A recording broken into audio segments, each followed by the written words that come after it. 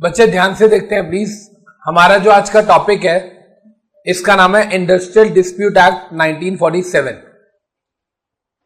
First of all applicable to whole of India. दूसरी बात 11 मार्च 1947 में आया था। 11 मार्च 1947 को आया था। Applicable to whole of India including Jammu and Kashmir. Act का नाम है इंडस्ट्रियल डिस्प्यूट एक्ट 1947। बच्चे बड़े ध्यान से सुनिएगा please all of you. Industrial dispute act 1947 act का नाम है। It is applicable to whole of India including Jammu and Kashmir. 11 मार्च 1947 को आया था। ठीक है, इस चैप्टर को पढ़ने का तरीका थोड़ा सा अलग है। अलग मतलब हम इसमें क्वेश्चन वाइज नहीं पढ़ेंगे। पहले हम इसमें कहानी समझेंगे करीब आधे घंटे की। वो कहानी जैसे जैसे मैं बोलूंगा आपने सिर्फ सुनना है, नोट डाउन करने वाला कुछ भी नहीं है, सिर्फ सुनना है और समझना है। जैसे जैसे वो आगे चलती रहेगी हमारा चैप्टर कंप्लीट होता रहेगा। फिर जितनी कहानी मैंने बताई उससे बेस्ड कितने क्वेश्चंस हमने कवर कर लिए हम उसको बुक से देखेंगे, देन विल मूव फर्दर। ठीक है बच्चे, चैप्टर का नाम है industrial dispute act 1947 applicable to whole of India. Date 11 मार्च 1947। ये बात तो सबको समझ आ गई, इसमें तो कुछ है ही नहीं। डेट है रटने वाली है और होल ऑफ इंडिया पे एप्लीकेबल होता है इंक्लूडिंग जम्मू एंड कश्मीर। यहां पे बात आती है कि अमृतसर इंडस्ट्रियल डिस्प्यूट के लिए यह कानून बनाया गया है। मतलब बच्चा भी बता देगा disputes in industry. Sir disputes in industry या इंडस्ट्रियल डिस्प्यूट माने व्हाट? इंडस्ट्री में झगड़ा।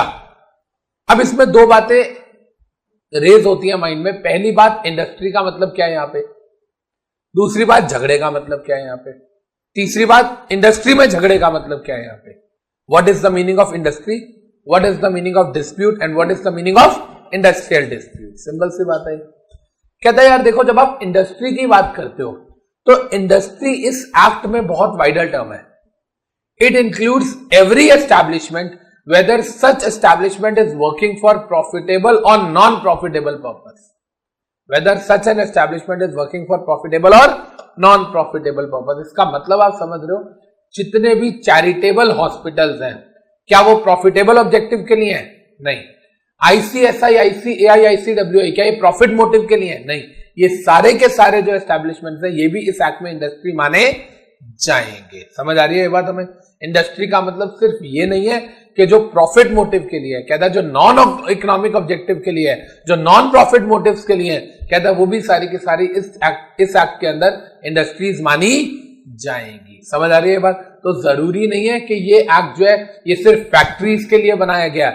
हमारा जो कोर्स है वो industrial labour and general laws है ना, तो ये पर्टिकुलर चैप्टर किसके लिए है? ना लेबर के लिए है, ना ही ये चैप्टर हमारा जनरल लॉस का। ये किसके लिए है? लेबर के लिए। ये इंडस्ट्री के लिए पर्टिकुलर चैप्टर है। इंडस्ट्री के पॉइंट ऑफ व्यू से बनाया गया है, इंडस्ट्री को सेंटर मान के बनाया गया है। इसमें आप लेबर के बारे में बातें पढ़ोगे क्योंकि industry and labour are correlated. Industry में जो भी कोई लॉ बनेगा अल्टीमेटली लेबर को इफेक्ट करेगा।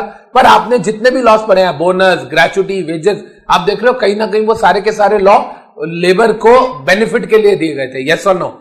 वेजेस लेबर के लिए बनाया गया, बोनस लेबर के लिए बनाया गया, मिनिमम वेजेस लेबर के लिए बनाया गया, ग्रेचुटी लेबर के भले के लिए बनाया गया, राइट? लेकिन ये एक्ट लेबर के पॉइंट ऑफ व्यू से नहीं है, ये एक्ट एम्प्लॉयर के भी पॉइंट ऑफ व्यू से नहीं है। ये दोनों को कंबाइन करके इंडस्ट्री को गवर्न करता है कि भाई जब एक इंडस्ट्री चल रही है तो एम्प्लॉयर की क्या क्या ड्यूटीज है, लेबर की क्या क्या ड्यूटीज है, और दोनों को अपनी अपनी ड्यूटीज फॉलो करनी पड़ेगी। और दोनों में से कोई भी झगड़ा अगर करता तो झगड़े का क्या होगा? समझ आ रही है बात? तो इंडस्ट्री में पहली बात मैंने क्या बोली, industry is a wider term. It does not include only economic profit organization, it includes other charitable organizations as well. इसमें कोई डाउट बच्चे? क्लियर है ये बात सबको? इसमें अदर चैरिटेबल ऑर्गेनाइजेशंस भी आती हैं। क्लियर है ये बात हमें? ये कौन से केस में जजमेंट आई थी? Bangalore water supply and sewage board versus Rajappa and others. Case का नाम क्या है? Bangalore water supply and sewage board versus Rajappa and others. Case का नाम याद रहेगा? Bangalore water supply and sewage board versus Rajappa and others. इस केस में जजमेंट आई थी कि industry is a wider term which includes industries for profitable as well as non profitable purposes. इसमें कोई डाउट? क्लियर है? चलें आगे। तो पहली चीज समझ आ गई कि industry is a wider term, इसमें प्रॉफिटेबल नॉन प्रॉफिटेबल दोनों आता है और इसके अंदर चैरिटेबल वगैरह भी आ जाएगा सारा का सारा। केस का नाम क्या है, मेरे साथ बोलो, Bangalore water supply and sewage board versus Rajappa and others. Clear है? अब सुनिए ध्यान से। कहता है बॉस चलो इंडस्ट्री का मतलब क्या है समझ आ गया। इंडस्ट्रियल डिस्प्यूट मतलब कहता है इंडस्ट्रियल डिस्प्यूट मतलब मालिक मालिक का झगड़ा, नौकर नौकर का झगड़ा, मालिक मालिक का झगड़ा, मालिक नौकर का झगड़ा, employer employer, workman workman and employer and workman. एक ही फैक्ट्री में दो लेबर के झगड़े हो गए, हमारी फैक्ट्री में दूसरी फैक्ट्री के लेबर से झगड़े हो गए, हमारे मालिक के दूसरे मालिक के साथ झगड़े हो गए, हमारी लेबर का दूसरे मालिक के साथ झगड़ा हो गया। तो कहने का मतलब क्या है, dispute between employer employer, dispute between workman workman and dispute between employer and workman. समझ आ रही है ये चीज हमें? डन। लेकिन कहता है इंडस्ट्रियल डिस्प्यूट का मतलब है इंडस्ट्री का डिस्प्यूट, इंडिविजुअल डिस्प्यूट अलग है, इंडस्ट्रियल डिस्प्यूट अलग है। There is a difference between individual dispute and industrial dispute. Practically बात करते हैं, हमारी इंडस्ट्री ने एक बंदे को निकाल दिया, क्या नाम है आपका, महक। एम्प्लॉयर ने बोला महक गेट आउट, और एम्प्लॉयर ने इनको निकाल दिया। क्या ये इंडस्ट्रियल डिस्प्यूट है या इंडिविजुअल डिस्प्यूट है? ये इंडिविजुअल डिस्प्यूट है। लेकिन अभी कहते हैं मैं ऐसे कैसे निकल जाऊं, मैं तो नहीं निकलती। ऐतराज मूवी देखी है आप लोगों ने?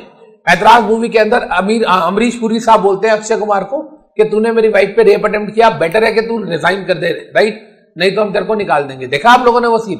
तो वहां पर वो उसका झगड़ा चल रहा है, खाली मालिक का और अक्षय कुमार का झगड़ा चल रहा है, बाकी को तो कोई लेना देना नहीं है। तो वो क्या है, इंडिविजुअल डिस्प्यूट है। लेकिन कहता है अगर कोई इंडिविजुअल डिस्प्यूट ऐसा होगा जो अदर एम्प्लॉइज भी आपको सपोर्ट करेंगे और अदर एम्प्लॉइज भी रिप्रेजेंटेटिव बन के आ जाएंगे, तो कहता है वो इंडिविजुअल डिस्प्यूट किस में कन्वर्ट हो जाएगा, इंडस्ट्रियल डिस्प्यूट में कन्वर्ट हो जाएगा।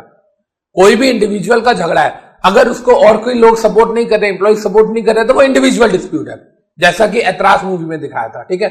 लेकिन कहता है द मोमेंट एक बंदे का झगड़ा हो रहा है, एक एम्प्लॉय का झगड़ा हो रहा है मालिक से, बाकी लेबर भी उसके सपोर्ट में आ जाती है, तो वो था individual but it will be converted to industrial dispute. Sir for example मैंने एक एडवर्टीजमेंट देखी थी, आप लोगों ने भी शायद देखी होगी। एक ना बंदा होता है, अपने बॉस के पास आता है, कहता है सर मैं ना रिजाइन कर रहा हूं। क्यों रिजाइन कर रहा है भाई? सर मेरे को ना दीवार का रंग पसंद नहीं है। दूसरा बंदा आता है, एक लेडी आती है, सर मैं ना रिजाइन कर रही हूं। क्यों? सर ये ना ट्यूब की लाइट ना चुभती है मेरी आंखों में। वो एम्प्लॉयर कहता है यार ये क्या वियर्ड रीजन दे रहे हो जॉब छोड़ने के। देखिए ऐड, कितने लोगों ने देखी है? देखिए यार ये क्या बेकार से रीजन दे रहे हो ऐड छोड़ने के। वो कहते हैं अच्छा तुमने हमारे कलीग को निकाल दिया जो HIV पॉजिटिव था, एड्स था उसको, HIV पॉजिटिव था, उसको भी तो आपने वियर्ड रीजन देके निकाला, राइट। इसका मतलब क्या है कि या तो उसको भी वापस रख, नहीं तो हम सारे भी छोड़ के जा रहे हैं। तो क्या ये इंडिविजुअल मैटर में सबने सपोर्ट कर दिया? सबने सपोर्ट कर दिया तो ये मैटर क्या बन गया, इंडस्ट्रियल डिस्प्यूट बन गया। क्लियर है ये बात? हमें इसमें कोई डाउट? तो हमें दो बातें समझ आ गई। पहली बात इंडस्ट्री का क्या मतलब है, दूसरी बात इंडस्ट्रियल डिस्प्यूट का क्या मतलब है, मालिक मालिक नौकर नौकर मालिक नौकर। तीसरी बात इंडिविजुअल डिस्प्यूट अलग है और इंडस्ट्रियल डिस्प्यूट अलग है, लेकिन कई बार इंडिविजुअल डिस्प्यूट इंडस्ट्रियल की तरह ट्रीट किया जाएगा। क्लियर है बच्चे ये बात? डन? कोई डाउट? अब सुनिए ध्यान से।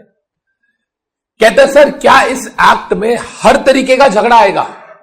क्या इस एक्ट में हर तरीके का झगड़ा आएगा? इंडस्ट्रियल डिस्प्यूट एक्ट है ना, क्या इस एक्ट में हर तरीके का झगड़ा आएगा? कहता नहीं, ऐसा नहीं है। ये एक्ट सिर्फ 4 तरीके के झगड़ों से डील करता है। प्रैक्टिकली बात करते हैं, बोनस को लेकर झगड़ा हो रहा है, वो इस एक्ट में कवर होगा, बोनस एक्ट में उसका अलग से कानून बना हुआ है। ग्रेचुटी को लेकर झगड़ा हो रहा है, ग्रेचुटी एक्ट में। PF को लेकर झगड़ा हो रहा है, PF एक्ट में। तो सर हर चीज के लिए तो गवर्नमेंट ने अलग अलग कानून बना रखे हैं, तो इसके अंदर कौन सा झगड़ा कवर होगा? इसके अंदर 4 चीजों को लेके आपका झगड़ा कवर होगा। पहला स्ट्राइक, दूसरा लॉकआउट, तीसरा ले ऑफ, चौथा retrenchment. Strike, lockout, lay off and retrenchment. Clear है? मैंने क्या क्या बोला? Strike, lockout, lay off and retrenchment. अब ये 4 चीजें ऐसी हैं जिसके आसपास हमारा पूरा चैप्टर घूमता रहेगा। स्ट्राइक, हड़ताल करो, हमारी मांगे पूरी करो, नहीं तो हड़ताल। वो क्या होता है? स्ट्राइक, पता हम सबको ये बात। लॉकआउट, एम्प्लॉयर कहता है चलो भाड़ में गए तुम लोग, बड़ी अकड़ आई है ना तुमको मारता हूं अभी ताला, घर बैठो 1 महीना, जब तुम्हारे घर के चूल्हे नहीं जलेंगे ना तब तुमको अकल आएगी, तुम्हारे बीवी बच्चे भूखे मरेंगे। That is lockout.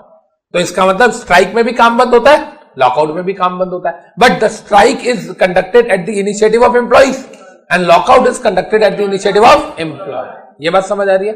सिर्फ एक लाइन में मीनिंग समझ आ गया, खाली मीनिंग बताया मैंने अभी, राइट। स्ट्राइक में भी काम सीज होता है, लॉकआउट में भी काम सीज होता है। स्ट्राइक के अंदर काम सीज होता है एम्प्लॉयज की वजह से, लॉकआउट के अंदर होता है एम्प्लॉयर की वजह से। डन। सर रिट्रेंचमेंट क्या होता है? रिट्रेंचमेंट क्या होता है? What do you mean by the word retrenchment? आजकल जो इंडस्ट्री में हो रहा है इंडिया के अंदर, जो आईटी इंडस्ट्री में हो रहा है, आईटी इंडस्ट्री में क्या हो रहा है? आजकल लोगों को निकाला जा रहा है। सुन रहे आप लोग? पता चल रहा है लोगों को निकाला जा रहा है आईटी इंडस्ट्री से। कितने लोगों ने सुनी न्यूज? मेरे रिलेटिव में और मेरे फ्रेंड सर्कल में 4 लोगों की नौकरी गई यार। अब आप सोच के देखो, अच्छा खासा साल का 15 लाख का पैकेज हो, बंदे ने वो 15 लाख के पैकेज से सोच रखा हो कि मैंने इतनी ईएमआई दे रहा हूं और ये सब कुछ, और अचानक से आपकी जॉब चली जाए। कंपनी ने सीधा 9 महीने की सैलरी एक्स्ट्रा दी, 9 मंथ्स की सैलरी एक्स्ट्रा दी। हुआ क्या? ध्यान से समझो। मेरा एक कजन है जो गुड़गांव में रहता है, ठीक है, उसकी जॉब अच्छी है, उसकी जॉब है साल की 1 करोड़ रुपए सैलरी होगी उसकी अप्रोक्सीमेटली। मेरे से 5-6-7 साल बड़ा है वो, and he is at very good designation. कभी जापान, कभी कहीं ऑफिस के काम से आता जाता रहता है। उसकी वाइफ है, वो भी वर्किंग है। वाइफ की कहीं और जॉब करती है, उसकी सैलरी होगी करीब 15-16 लाख रुपए साल का पैकेज। मतलब हस्बैंड की बहुत अच्छी डेजिग्नेशन है, दोनों की फील्ड सेम है, दोनों ने सेम कोर्स किया हुआ है, लेकिन मेहनत, आप कहते हो ना सर किसकी कितनी सैलरी, या सोच के देखो दोनों की सेम, दोनों की लव मैरिज है और दोनों ने सेम डेजिग्नेशन पे काम किया था एक जमाने में, और आज के टाइम में वाइफ की सैलरी 16 लाख है और उसकी 1 करोड़ है। क्लियर है? फिर उसने 2 कंपनीज चेंज करी, वाइफ उसी कंपनी में रही, और एट लास्ट अभी जब रिसेशन आ रहा है तो उसकी वाइफ को क्या किया गया, ऑफिस गई तो जाने के बाद आईटी डिपार्टमेंट से बंदा आया और कहता है निधि आपका लैपटॉप चाहिए। ठीक है जी, चाहिए। 10 मिनट बैठ के पूरा लैपटॉप सीज कर दिया।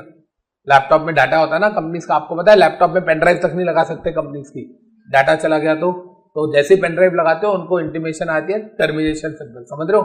लैपटॉप घर के लिए दिया जाता है, घर जाके आप काम करो लैपटॉप पे, लेकिन लैपटॉप पे पेन ड्राइव तक लगाना अलाउड नहीं होता। समझ आ रही है बात? जिस दिन गलती से आपने पेन ड्राइव लगा दी, नेक्स्ट डे आपका टर्मिनेशन हो जाता है, क्योंकि कंपनीज की इंफॉर्मेशन है ना, हो सकता है आपने ली हो तो। समझ आ रही है बात? तो हुआ क्या, वो गई कि निधि आपका लैपटॉप देखना, लैपटॉप देखा, 10 मिनट के अंदर लैपटॉप में से सारी इंफॉर्मेशन डिलीट कर दी। आपको 10 मिनट के बाद एचआर से मिलना है। एचआर के पास गई, एचआर के पास सुबह 10 बजे, ऑफिस का माहौल बता रहा हूं आपको, एचआर के पास गई, एचआरएम मैनेजर जो होता है अपना ह्यूमन रिसोर्स, उसके पास जाके गई। उसने कहा निधि ऐसा है, ये रही आपकी इस महीने की सैलरी, ये अगस्त की स्टार्टिंग की बात कर रहा हूं, 4-5 दिन पहले की, और ये रही आपकी अगले 9 महीने की एडवांस सैलरी। ठीक है जी, you are not coming from after an hour, you are about to leave. अब एक बार के लिए बंदे का दिल आता लग गई, समझ रहे हो ये चीज? भाई साहब उसका चलो हस्बैंड है, वेल सेटल्ड है, घर अपना है, हस्बैंड की सैलरी बहुत अच्छी है, इसलिए फर्क नहीं पड़ता। लेकिन सोच के देखो, अगर हस्बैंड वाइफ दोनों के दोनों मीडियोकर लेवल से होते और पता चलता कि दोनों ने किस्तों पे फ्लैट ले रखे कि किस्त से जाएंगी, एक बार के लिए तो लगी, और आपको पता है शी वॉज लकी इनफ कि उसे 9 महीने की सैलरी मिली। कई एम्प्लॉयर्स जो है वो 3 महीने की सैलरी देके निकाल रहे हैं। आज उनकी कंपनी में भी ऐसा हुआ, 3 महीने की सैलरी दी, लो जी भाई कल से मत आना, 3 महीने की सैलरी। आज भी चले जाओ, क्या करोगे बैठ के? लैपटॉप तो सीज हो गया आपका। इसका मतलब क्या है? ये जो एक्टिविटी चल रही है इंडिया के अंदर भी, टेक महिंद्रा में भी ऐसे ही हुआ। आपने सुना होगा टेक महिंद्रा में एक एम्प्लॉय ने ऑब्जेक्शन रेज कर दिया कि भाई मेरी परफॉर्मेंस सबसे अच्छी है, आपने 12 महीने से मुझे 7 महीने एम्प्लॉय ऑफ द मंथ का अवार्ड दिया, ठीक है, उसके बाद आप मेरी इंक्रीमेंट भी करते हो, मैं आपकी कंपनी में 5 साल से काम कर रहा हूं, how could you do this to me कि भैया कल से मत आइए पकड़ सैलरी। और उसको पता है क्या बोला गया कि बेटर है तू कल सुबह 10 बजे तक रिजाइन कर दे, नहीं तो तेरे हाथ में टर्मिनेशन लेटर होगा। उसने भाई साहब फेसबुक वगैरह पे डाल दिया, सब कुछ लगा दी। उधर से जो महिंद्रा के मालिक है उनका फेसबुक पे ट्विटर पे आया कि जी sorry for this misconduct, Mahindra में, टेक महिंद्रा में इस तरीके से कभी रिट्रेचमेंट नहीं की जाएगी। वो बात और है, अगले दिन फिर की गई। समझ आ रही है बात? ये क्या है? ये एक्टिविटी क्या है? रिट्रेंचमेंट है। रिट्रेंचमेंट का मतलब क्या है? Termination of surplus labour. हमें सरप्लस लेबर की रिक्वायरमेंट नहीं है भाई। जब हमारा काम चल रहा था तो हमें अपने एम्प्लॉयज चाहिए थे, हमने आपको नौकरी दी। अब हमारा काम नहीं चल रहा, हम कहां से खर्चा पालें? प्रैक्टिकली बात करो, बिजनेस को ग्रो करने के 2 ही तरीके होते हैं, या बिजनेस का प्रॉफिट कमाने के 2 ही तरीके होते हैं, या आपका रेवेन्यू बढ़ जाए या आपकी कॉस्ट कम हो जाए। यस और नो? इधर you have to increase your revenue और you have to reduce your cost. Practically बात करते हैं, यहां मार्केट में दीपक जैन साहब है, दीपक जैन सर बढ़ाते हैं टैक्स कॉस्ट बढ़ाते हैं, यहां पे सेंटर छोड़ के पीछे जा रहे हैं वो, पता आपको? उन्होंने दूसरी जगह पे सेंटर ले लिया, यहां से छोड़ के पिछली गली में कहीं सेंटर लिया उन्होंने। रीजन, यार 1.5 लाख रुपए का रेंट है, वहां पे 50,000 रुपए का रेंट है। समझ आ रही है बात? तो क्या अल्टीमेटली कॉस्ट कम हुई? बिल्कुल कम हुई। क्या प्रॉफिट एनहांस हो जाएगा? बिल्कुल हो जाएगा। तो ये एक स्ट्रैटेजी होती है ना। अच्छा आप एक बात बताओ, कितने लोग ये कहते हैं रिट्रेंचमेंट का मतलब क्या हुआ? रिट्रेंचमेंट का मतलब हुआ टर्मिनेशन ऑफ सरप्लस लेबर। ये बात समझ आ रही है? Termination of surplus labour is known as retrenchment. अब आप मुझे एक चीज बताओ, कितने लोग कहते हैं सर रिट्रेंचमेंट गलत है, नहीं होना चाहिए ऐसा कि इमीडिएटली निकाल दिया भाई कल से मत आना? कितने लोग कहते हैं? Raise your hands. ऐसे वाले 1 2 3 4 5 6 7 12 13। अच्छा एक चीज बताओ, प्रैक्टिकली बात करते हैं, खुद को एम्प्लॉयर की जगह रख के देखो। यू आर एम्प्लॉयर, आपका काम या प्रोसेस जो आप चला रहे थे वो बंद हो गया। आप क्या सिर्फ उस एम्प्लॉय का घर चलाने के लिए उसको तनख्वाह देते रहोगे? ज्योति जी क्या बोलते हो? अभी आपने कहा सर गलत है। नोटिस क्या 9 महीने की तनख्वाह दे दी एडवांस में, और क्या होता है? नोटिस देके कहता है 2 महीने बाद मत आना। मैं तो आपको नोटिस तो छोड़ो, आपको 9 मंथ्स की या 3 मंथ्स की सैलरी भी एडवांस में दे दी, फ्री में दे दी, और इससे ज्यादा नोटिस क्या होता है? मैम गलत है एम्प्लॉयर? एम्प्लॉयज के पॉइंट ऑफ व्यू से गलत है। क्यों गलत है? फिर वो क्या करेगा? मतलब मेरे भरोसे पैदा हुआ था क्या? फिर वो क्या करेगा? मतलब क्या? और कितने लोग कहते हैं सर आप भी कह रहे थे गलत है?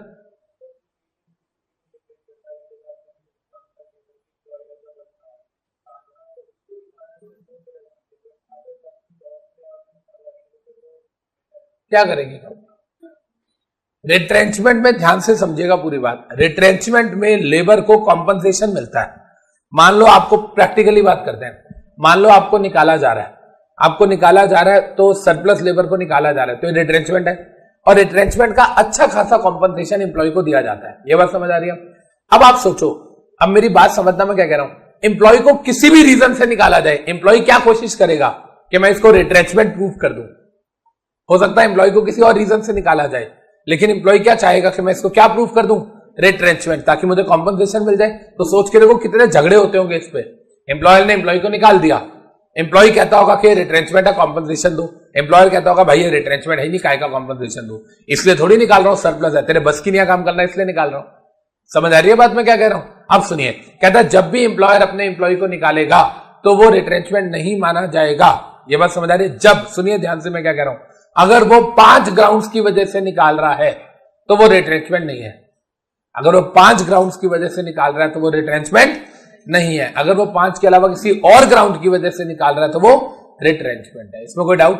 Termination of service other then 5 grounds is called retrenchment. तो इसका मतलब 5 ग्राउंड्स जो है वो रिट्रेंचमेंट में नहीं आएंगे, उसके अलावा कोई भी ग्राउंड होगा वो रिट्रेंचमेंट में आएगा। सबसे पहले समझिए, पहली बात, वॉलंटरी रिटायरमेंट, वीआरएस बोलते हो आप लोग, वॉलंटरी रिटायरमेंट। आपने खुद अपनी मर्जी से जॉब छोड़ दी, क्या मैं आपको कॉम्पनसेशन दूंगा? नहीं दूंगा। पहली बात समझ आ गई? क्लियर है? दूसरा, इल हेल्थ। इल हेल्थ समझ आ रही है बात? एक ना इसमें केस है आनंद बिहारी वर्सेस राजस्थान ट्रांसपोर्ट का, बड़े ध्यान से सुनेगा। बंदा राजस्थान की ट्रांसपोर्ट की बस चलाता था, ठीक है, हाईवेज पे। उसकी आईसाइट वीक हो गई, आनंद बिहारी की।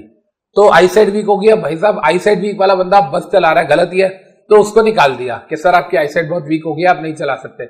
उसने कहा रिट्रेंचमेंट कॉम्पनसेशन दो। उन्होंने कहा काय का रिट्रेंचमेंट हो, इसलिए थोड़ी निकाल रहे हैं कि सरप्लस है, तेरी जगह तो नया ड्राइवर आएगा। यस और नो? तेरे को सिर्फ इसलिए निकाल रहे हैं क्योंकि तेरे बस का काम करना अब नहीं है। तो द थिंग इज, क्या उसको निकालने का रीजन सरप्लस रहा या इल हेल्थ रहा? तो क्या ये रिट्रेंचमेंट है? नहीं है, तो उसे कोई कॉम्पनसेशन नहीं मिलेगा। समझ आ रही है बात?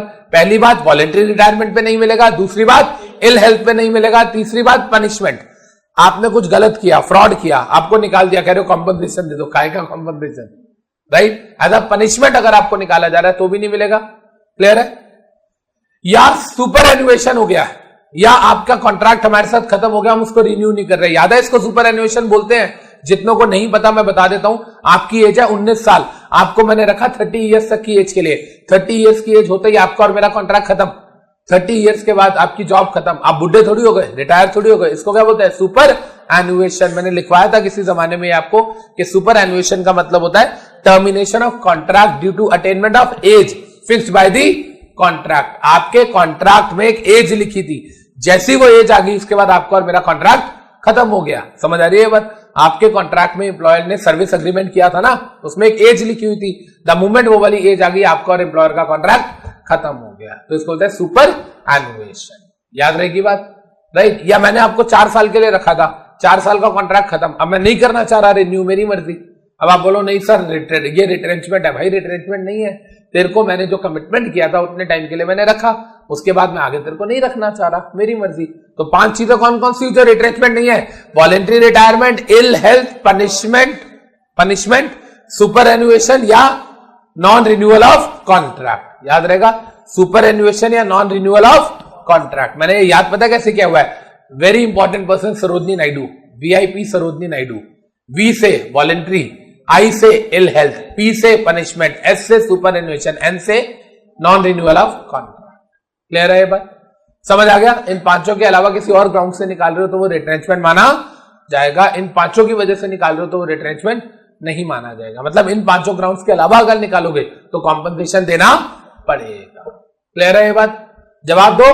और कॉम्पनसेशन पता कितना देना पड़ेगा? एवरेज पे डिवाइडेड बाय 30, एवरेज पे divided by 30 into 15 into number of years. वो हम पढ़ेंगे, अभी डिटेल में आएगा। अभी हम कहानी पे ही चलते हैं, फिगर्स में नहीं जाते हैं, ठीक है? 15 मिनट के बाद आपको फिगर्स में भी ले जाऊंगा, ठीक है? अब सुनिए बड़े ध्यान से। सर ले ऑफ क्या होता है? फिर ले ऑफ वर्ड आता है, ले ऑफ क्या होता है? ले ऑफ का मतलब होता है कि भाई देख ऐसा है, मेरे फैक्ट्री में मशीन खराब हो गई है, मशीन गई है जर्मनी ठीक होने के लिए, अब 15 दिन तो मशीन है नहीं, लेबर रोज ऑफिस आएगी, करेगी क्या? काम तो है नहीं। समझ आ रही है बात? आप ऑफिस आके क्या करोगे? काम तो है नहीं। उल्टा आओगे, एसी वेसी चलाओगे, बैठोगे, चाय पानी 2 बार पियोगे, मेरा अलग 5,000 रुपए पर डे का खर्चा कराओगे। यस और नो? समझ आ रहा है मैं क्या कहना चाह रहा हूं, राइट? या मशीन भी है, सब कुछ है, रॉ मटेरियल भी है, इलेक्ट्रिसिटी नहीं है, 4 दिन के लिए नॉर्दर्न ग्रिड खराब हो गया, कोई बिजली नहीं आएगी, क्या करोगे रोज आके? राइट? बिजली भी है, मशीन भी है, रॉ मटेरियल नहीं है, तो क्या करोगे आके? लेबर भी है, मशीनरी भी है, रॉ मटेरियल भी है, ऑर्डर नहीं है मेरे पास, तो क्या करोगे आके? तो इसका मतलब हमारे पास शॉर्टेज ऑफ वर्क है, राइट? लैक ऑफ वर्क है, शॉर्टेज ऑफ रॉ मटेरियल है, मशीनरी ब्रेकडाउन है, या हमारे पास इलेक्ट्रिसिटी सप्लाई नहीं है। इन सारे ग्राउंड्स की वजह से एम्प्लॉयर को लगता है यार क्या मैं लेबर को बुलाऊंगा। लेबर को बोलता है घर बैठो, घर बैठे बैठे आपको तनख्वाह मिल जाएगी। अब यहाँ 2 बातें होती हैं, 1 महीने की छुट्टी आप घर जाओ, कोई तनख्वाह नहीं मिलेगी, तो एम्प्लॉय कल्पेगा ना कि कोई तनख्वाह ही नहीं दे रहा, कह रहा है 1 महीना घर बैठो, कहां बैठूं, खर्चा कैसे चलाऊंगा? एम्प्लॉयर बोले कि ठीक है तुम घर बैठो, घर बैठे बैठे पूरी तनख्वाह मिलेगी, तो एम्प्लॉयर भी बेचारा कल्पेगा, घर बैठे बैठे देनी पड़ रही है। तो कहता है इसका तरीका क्या है? घर बैठो, आधी तनख्वाह ले लो, एम्प्लॉय भी खुश, एम्प्लॉयर भी खुश, फ्री में बैठने के आधे पैसे मिल गए। समझ आ रही है ये बात? हमें पढ़ेंगे हम, कभी कभी वो आधे पैसे देता है, कभी कभी वो पूरे पैसे भी देता है घर बैठने के, तो इसको बोलते हैं ले ऑफ। ले ऑफ का मतलब क्या है? Temporary termination of employees by employer. क्या बोल रहा हूं मैं? Temporary termination of employees by employer due to machinery breakdown और नेचुरल कैलामिटी। कोई भी रीजन हो सकता है। अब एक छोटा सा एग्जांपल और देता हूं। 2-3 साल पहले ना लेह लद्दाख में और मनाली में बादल फटा था, क्लाउड बर्स्ट हुआ था, पता है आपको? क्लाउड बर्स्ट होता है, बादल फट जाता है, तो बादल फटने का मतलब क्या है कि बारिश जो आती है, बादल फट जाए, पूरा पानी आ जाएगा, बाढ़ आ जाएगी, समझ लो? बाढ़ जैसी सिचुएशन में नेचुरल कैलामिटी आ गई, एम्प्लॉयर्स ने 1-1 महीने के लिए ले ऑफ कर दिया था। भाई एम्प्लॉय आएगा कैसे काम करने के लिए? तूफान आया हुआ है, बारिश आई हुई है, समझ रहे हो? कैसे आएगा एम्प्लॉय काम करने के लिए? तो फिर न्यूज आ जाती है, मैसेज चले जाते हैं जी आपको 15 दिन के लिए ले ऑफ किया हुआ है विद सैलरी, राइट? समझ रहे हो ये चीज? यार नेचुरल कैलामिटीज इतनी है, वहां पे कैसे एम्प्लॉय आके काम करेगा? जान थोड़ी देनी है उसने अपनी, राइट? तो कहता है ले ऑफ का मतलब क्या हो गया? जब आप अपने एम्प्लॉय को टेम्परेरी बोल रहे हो भाई छुट्टी पे बैठ डन। अच्छा ये बताओ, आप में से किसी का फ्रेंड कोई है जो कॉल सेंटर वगैरह में जॉब करता है? किसी का भी फ्रेंड? 1-2? मैम जो काम करता है कॉल सेंटर में, कॉल सेंटर की लैंग्वेज में ना एक टर्म यूज होती है, मैं वो पूछना चाह रहा हूं आपसे, बेंच पे बैठना।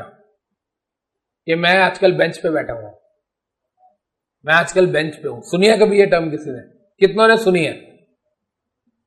आपने सुनी है? कहा जल्दी मेरे से ही सुनिए थोड़ा। बेंच पे बैठने का मतलब क्या होता है? सुनना बड़े ध्यान से। कभी क्रिकेट मैच देखा आपने? क्रिकेट मैच में कितने प्लेयर खेल रहे होते हैं? होते कितने हैं टोटल?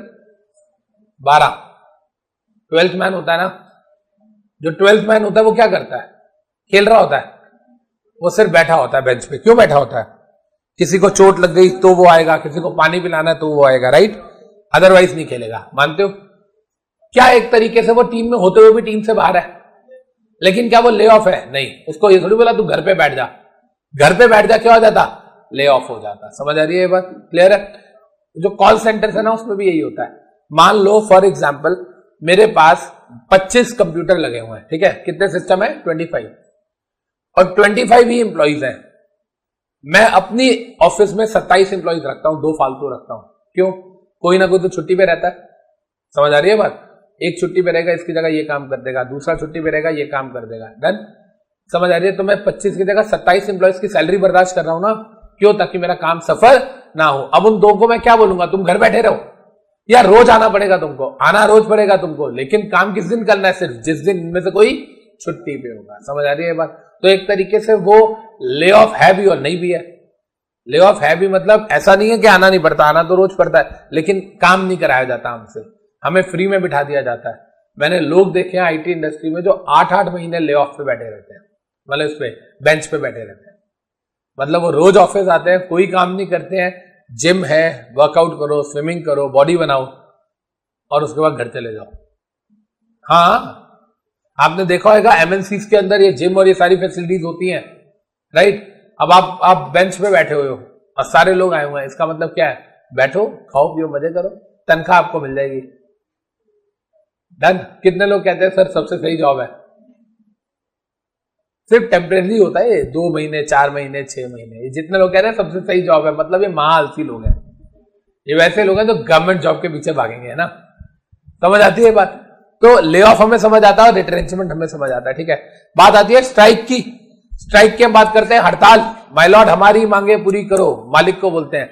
मालिक कहता है नहीं करूंगा, हड़ताल, राइट? यही होता है ना? हड़ताल का मतलब क्या होता है? कोई मजदूर भाई काम नहीं करेगा, एक ने बोल दिया सब उसके पीछे, राइट? वो एक ने बोल दिया, वो कौन होता है? यूनियन लीडर होता है ना? और यूनियन वही जो ट्रेड यूनियन एक्ट में बनाई जाती है। याद आ गया? अब सुनिए बड़े ध्यान से, मैं क्या कह रहा हूं इधर, ऑल ऑफ यू पूरी बात समझते हैं। स्ट्राइक भी बहुत तरीके की होती है, आपको थोड़ी पता है?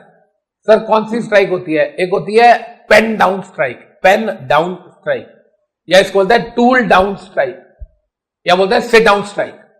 Pen down, tool down, sit down, इसका मतलब क्या? आएंगे ऑफिस आके अपनी अपनी कुर्सियां भी संभालेंगे, लेकिन उस दिन पेन नहीं उठाएंगे, कलम नहीं उठाएंगे, मतलब उस दिन काम नहीं करेंगे, या जो भी हमारे टूल्स हैं वो नहीं उठाएंगे। मतलब we will come to the office, will mark attendance, but we will not actually work. क्या ये एक तरीके से हड़ताल है? यस और नो? क्या इसमें काम सीज हो रहा है? बिल्कुल हो रहा है, तो ये हड़ताल है। समझ आ गई बात? तो एक होगी पेन डाउन या टूल डाउन या सिट डाउन स्ट्राइक, ठीक है? पंजाब नेशनल बैंक के एम्प्लॉइज ने करी थी कई बार। बैंक के एम्प्लॉइज करते ही ऐसे, जब बोलते हैं ना बैंक में स्ट्राइक है, इसका मतलब आपने क्या सुना है? बैंक में हड़ताल होती है जब कितनों के पेरेंट्स या कोई फैमिली में बैंक में है? जब बैंक में हड़ताल होती है तो क्या ये लोग जाते नहीं ऑफिस, या ऑफिस जाते हैं हड़ताल वाले दिन भी? कभी कभी नहीं जाते। इसका मतलब जिस दिन नहीं जाते हड़ताल पे हैं लेकिन ऑफिस नहीं जाते, वो तो दूसरी हो गई। लेकिन जिस दिन जाके भी हड़ताल है फिर भी आज ऑफिस जाना है बस, ये कौन सी होगी? पेन डाउन स्ट्राइक होगी ना, कि we are coming to the office, it means we are available but we will not work जब तक आप हमारी शर्तें नहीं मानते। क्लियर है ये बात? ये होगी टूल डाउन या पेन डाउन या सिट डाउन स्ट्राइक।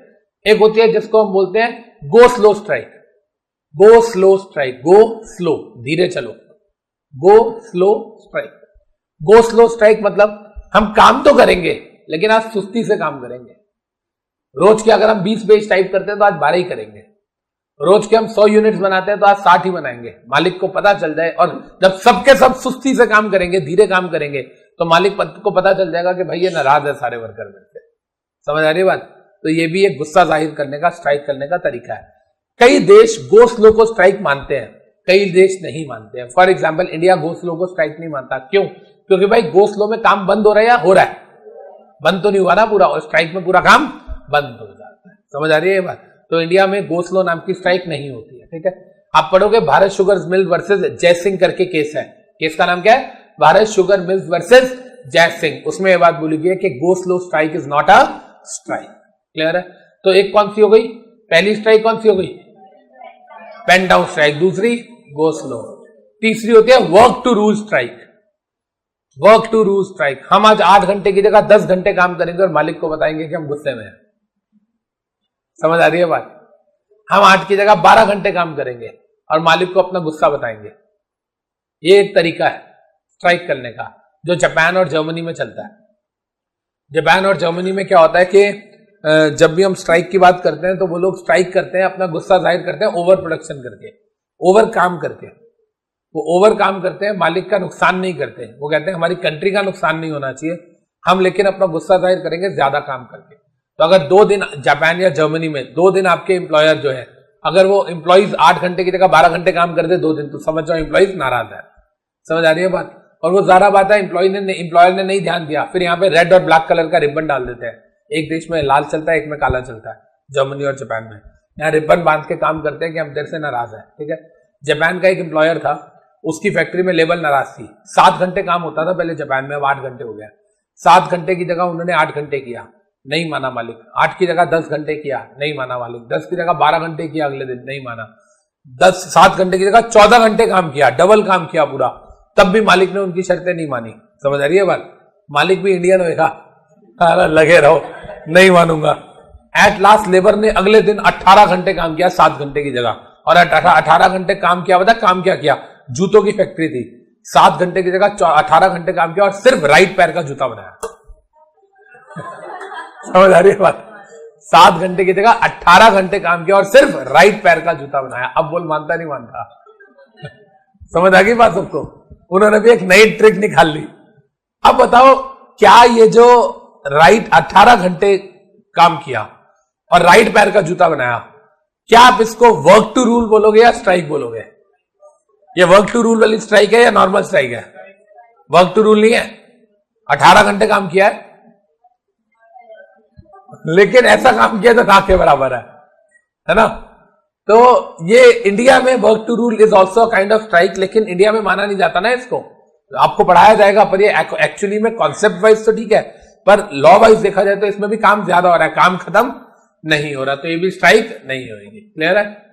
चले आगे। एक होती है भूख हड़ताल, सुना है? हंगर स्ट्राइक बोलते हैं ना उसको। तो हंगर स्ट्राइक कह रही केजरीवाल अंकल, केजरी अंकल का मजाक बना के रख दिया पूरी दुनिया ने, नहीं समझ रहे हो? मतलब केजरीवाल साहब जो है, खैर मैं नहीं जाना चाहता उस टॉपिक में, हमारा टॉपिक नहीं है, लेकिन बंदे में दिखता था कि दम है ना? खत्म हो गया सब। भूख हड़ताल, अनशन पे बैठेंगे। वो भूख हड़ताल नहीं, वो अनशन बोलते थे ना। अनशन मतलब कि मैं नहीं, अनशन मतलब कि मैं अन्न का एक भी दाना नहीं लूंगा, जूस वूस पीऊंगा। पूछ रहा हूं, मेरे को नहीं पता। हंगर स्ट्राइक की जब हम बात करते हैं, भूख हड़ताल की जब हम बात करते हैं, हम हंगर स्ट्राइक की बात करते हैं, क्या उसमें लिक्विड डाइट होती है कि नहीं होती है? पता नहीं, होती है। कितने लोग कहते हैं सर उसमें भूख हड़ताल का मतलब कुछ खाना पीना नहीं होता। भूख हड़ताल का मतलब होता है मैं खाऊंगा नहीं, पीऊंगा, कोई दिक्कत नहीं है उसमें। हाँ, खाने की हड़ताल है, यस, भूख हड़ताल है। लेकिन कई होती है जो हंगर स्ट्राइक में दोनों आ जाती है, राइट? लेकिन खैर इंडस्ट्रीज की जब हम बात करते हैं तो इंडस्ट्रीज में हंगर स्ट्राइक होती है। अब सर उसमें खाना खाते हैं कि पानी पीते हैं, नहीं पता। हंगर स्ट्राइक मींस भूख हड़ताल बोला हुआ है, सिंपल सी बात है, डन। अच्छा, एक चीज सुनना बड़े ध्यान से। हमको ना ऐसा लग रहा है यार, ये जो सर चैप्टर पढ़ा रहे हैं, हमारे कोर्स में दिया हुआ है कि स्ट्राइक हो रही है, हड़ताल हो रही है, लॉकआउट हो रहा है। ऐसा रियल लाइफ में थोड़ी होता है, बिल्कुल होता है, बहुत ज्यादा होता है। मैंने आपको बताया था, आप इंडस्ट्रियल डिस्प्यूट एक्ट पढ़ रहे हो। मारुति सुजुकी इंडिया की सबसे बड़ी कंपनी है अपनी ऑटोमोबाइल सेक्टर में। मारुति सुजुकी में 500 एम्प्लॉइज ने मैनेजर को जिंदा जला दिया खड़े खड़े। यार आपको मारुति के प्लांट में ऐसा हुआ था, राइट, गुड़गांव में। तो इसका मतलब मारुति जैसी कंपनी में ऐसा हो सकता है तो किसी में भी हो सकता है यार, प्रैक्टिकली सोच के देखो आप, डन। और आपको पता है, जब भी भीड़ कुछ करती है ना तो किसी को सजा भी नहीं होती है। 500 लोगों ने मिलकर जलाया, भाई किसको पकड़ोगे आप, किसको जेल में डालोगे, राइट? क्लियर है ये बात? तो स्ट्राइक कौन कौन सी हो गई यार? एक हो गई पेन डाउन, एक हो गई हंगर, एक हो गई गो स्लो, और एक हो गई वर्क टू रूल। एक रह गई सिंपैथेटिक स्ट्राइक, सिंपैथी वाली स्ट्राइक, सिंपैथेटिक स्ट्राइक। अभी मैंने आपको बताया था सर ये ट्यूब की रोशनी मेरे को पसंद नहीं है, सर ये दीवार पसंद नहीं है। ये कौन सी स्ट्राइक थी? सिंपैथेटिक स्ट्राइक ही तो थी, यस और नो। वो क्यों कर रहे थे हड़ताल? फेलो एम्प्लॉय की सिंपैथी के लिए, यस और नो, उसको सपोर्ट करने के लिए। तो ये कौन सी हो गई? Sympathetic strike. क्लियर है ये बात? एक फैक्ट्री के मालिक ने अपनी लेबर को मारा बेल्ट से, जिससे मालिक लेबर की डेथ हो गई। एक फैक्ट्री के मालिक ने लेबर को मारा जिससे लेबर की डेथ हो गई। उसके सपोर्ट में वो वाली फैक्ट्री के एम्प्लॉइज और पड़ोसी दो फैक्ट्रीज के भी एम्प्लॉइज आ गए सपोर्ट में। क्या ये सिंपैथेटिक स्ट्राइक है? बिल्कुल। हम आपकी फैक्ट्री मालिक, आज हम काम नहीं करेंगे। क्यों? क्योंकि पड़ोसी के अगेंस्ट हमने हड़ताल करी है। समझ आ रही है बात? ऐसा भी होता है कि भाई आपकी फैक्ट्री के एम्प्लॉइज पड़ोसी एम्प्लॉयर के अगेंस्ट स्ट्राइक कर रहे हैं। क्लियर है? ठीक है।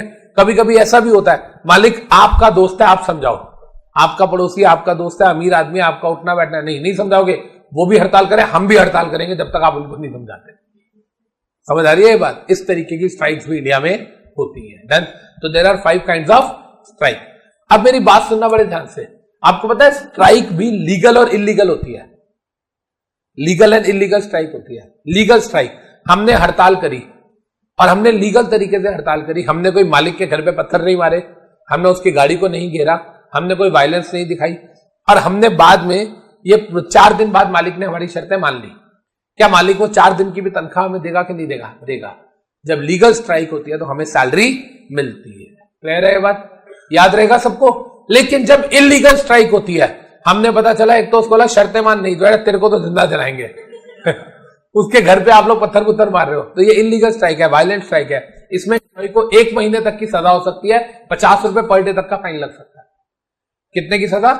1 महीने तक की सजा लग सकती है एंड 50 रुपए पर डे का फाइन लग सकता है एम्प्लॉइज पे। पर एम्प्लॉय जितनों ने पत्थर मारे, हर एम्प्लॉय पे 50-50 रुपए पर डे का फाइन प्लस 1 महीने तक की सजा हो। इसमें कोई डाउट? क्लियर है? तो लीगल सैलरी होगी, जस्टिफाइड, लीगल स्ट्राइक होगी, जस्टिफाइड स्ट्राइक होगी तो तनख्वाह मिलेगी, इलीगल होगी तो तनख्वाह भी नहीं मिलेगी, साथ में आप जेल भी जाओगे। डन? अच्छा, हाँ जी, अप टू 1 मंथ पर एम्प्लॉय है ये। ठीक है। अच्छा, एक चीज बताओ बड़े ध्यान से। एम्प्लॉयर कहता है, एम्प्लॉइज ने बोला हमारी मांगे पूरी करो। एम्प्लॉयर ने कहा तुम्हारी मांगे जस्टिफाइड ही नहीं है, नहीं तो हम हड़ताल करेंगे। अच्छा, कब? कल। अभी ताला मार रहा हूं, गेट आउट। ये क्या हो गया? लॉकआउट हो गया। लॉकआउट में एम्प्लॉयर ताला मार रहा है, लॉकआउट में भी काम नहीं हो रहा। अब बात ये आती है, सर लॉकआउट लीगल हुआ और जस्टिफाइड हुआ तो एम्प्लॉयर तनख्वाह नहीं देगा। लॉकआउट लीगल और जस्टिफाइड है तो तनख्वाह नहीं देगा, लॉकआउट इलीगल है तो तनख्वाह देनी पड़ेगी। समझ आ रही है बात? लॉकआउट इलीगल है, स्ट्राइक लीगल है तो देनी पड़ेगी, लॉकआउट इलीगल है तो देनी पड़ेगी। समझ आ रहा है मैं क्या बोल रहा हूं? यह गया ऊपर से। स्ट्राइक लीगल है तो देनी पड़ेगी, इलीगल है तो एम्प्लॉइज की गलती है। लॉकआउट इलीगल है तो देनी पड़ेगी, लीगल है तो नहीं देनी पड़ेगी। लॉजिक क्लियर है सबको? जवाब दो, चलें आगे। मैं ना आपको एक चीज बताता हूं, सुनना बड़े ध्यान से। मैंने जब एलएलबी करी थी तो मेरे को ना 3 महीने का कोई प्रोजेक्ट बनाना था। 3 महीने के लिए मुझे इंटर्नशिप करनी थी एडवोकेट के अंडर। समझ रहे हो ये बात? 3 महीने के लिए मैंने एक एडवोकेट ढूंढी जिनके अंडर मैंने इंटर्नशिप करी, और मैंने कहा, क्योंकि तब मैं पढ़ाता भी था, ठीक है, और जॉब भी कर रहा था तब, तो मैंने कहा मैं ना 3 महीने की नहीं कर पाऊंगा, मेरे को प्रोजेक्ट में देना है एलएलबी में, तो करनी तो पड़ेगी मेरे को। और मैंने ना एलएलबी चाहे सीसीएस से करी, लेकिन करी बड़े ढंग से, ईमानदारी से। मैंने पहले डीयू से एंट्रेंस दिया, क्लियर भी हो गया, 1 साल बाद निकाल दिया डीयू वालों ने, क्योंकि मेरी अटेंडेंस नहीं थी ना। 2.67% अटेंडेंस थी, 2.67, और चाहिए होती थी 67%, तो डीयू वालों ने निकाल दिया। अब फिर अगले साल भी जा तो पाऊंगा नहीं, कंपनी से छुट्टी नहीं मिलेगी, तो मैंने फिर क्या किया, सीसीएस से फॉर्म भर दिया। नकली यूनिवर्सिटी चाहे नकली है, पर मैंने बड़ी ईमानदारी और असली तरीके से एलएलबी करी है। मैंने एलएलबी में जेन्युइन किताबें पढ़ी है, कुंजियां नहीं पढ़ी। समझ आ रही है बात? वैसे भी मुझे पढ़ना ही था, और पढ़ना वैसे भी मेरा इंटरेस्ट है, तो मैंने अच्छी खासी किताबें पढ़ डाली। अभी हुआ क्या, जब एलएलबी में थे तो 1 महीने के लिए मैंने कहा मैं आऊंगा, 3 महीने के लिए नहीं आ सकता। बोले ठीक है, मैं चला गया। एडवोकेट का नाम था ममता मेहरा, जंगपुरा नाम की जगह साउथ दिल्ली में, वहां रहती है। अब ममता मैम के यहां मैं चला गया। मेरी एज तब तक थी 22 साल की, 23 साल के आसपास, शादी वादी हो चुकी थी, बच्चे सब थे मेरे। तो 23 साल की एज में मैं गया उनके अंडर इंटर्नशिप करने। अभी जब मैं गया 1 महीने की इंटर्नशिप करने के लिए, तो उन्होंने मेरे को क्या किया, उन्होंने मेरे को एक काम दिया, बड़े ध्यान से सुनना, जो नेचर ऑफ वर्क था। उन्होंने मुझे एक वर्क दिया जो प्राइमरीली मुझे बड़ा आसान लगा और बाद में बात करूं तुम्हारी भाषा में तो लग गई, बड़े ध्यान से सुनना क्या दिया उन्होंने मुझे, क्या समझाया मैं आपको समझाता हूं, सुनना बड़े ध्यान से। उन्होंने मुझे कहा अमित एक कंपनी है जिसका नाम है एल्सन cotton mills,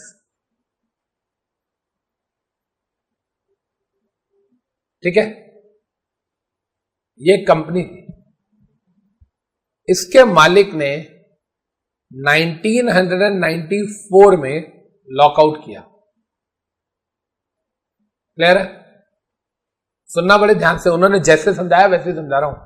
एल्सन cotton mills limited एक कंपनी है, उसके मालिक ने 1994 में लॉकआउट किया और इनके यहां पे 2000 एम्प्लॉइज काम करते थे जब लॉकआउट हुआ। क्लियर है? 2008 में सुप्रीम कोर्ट की जजमेंट आई कि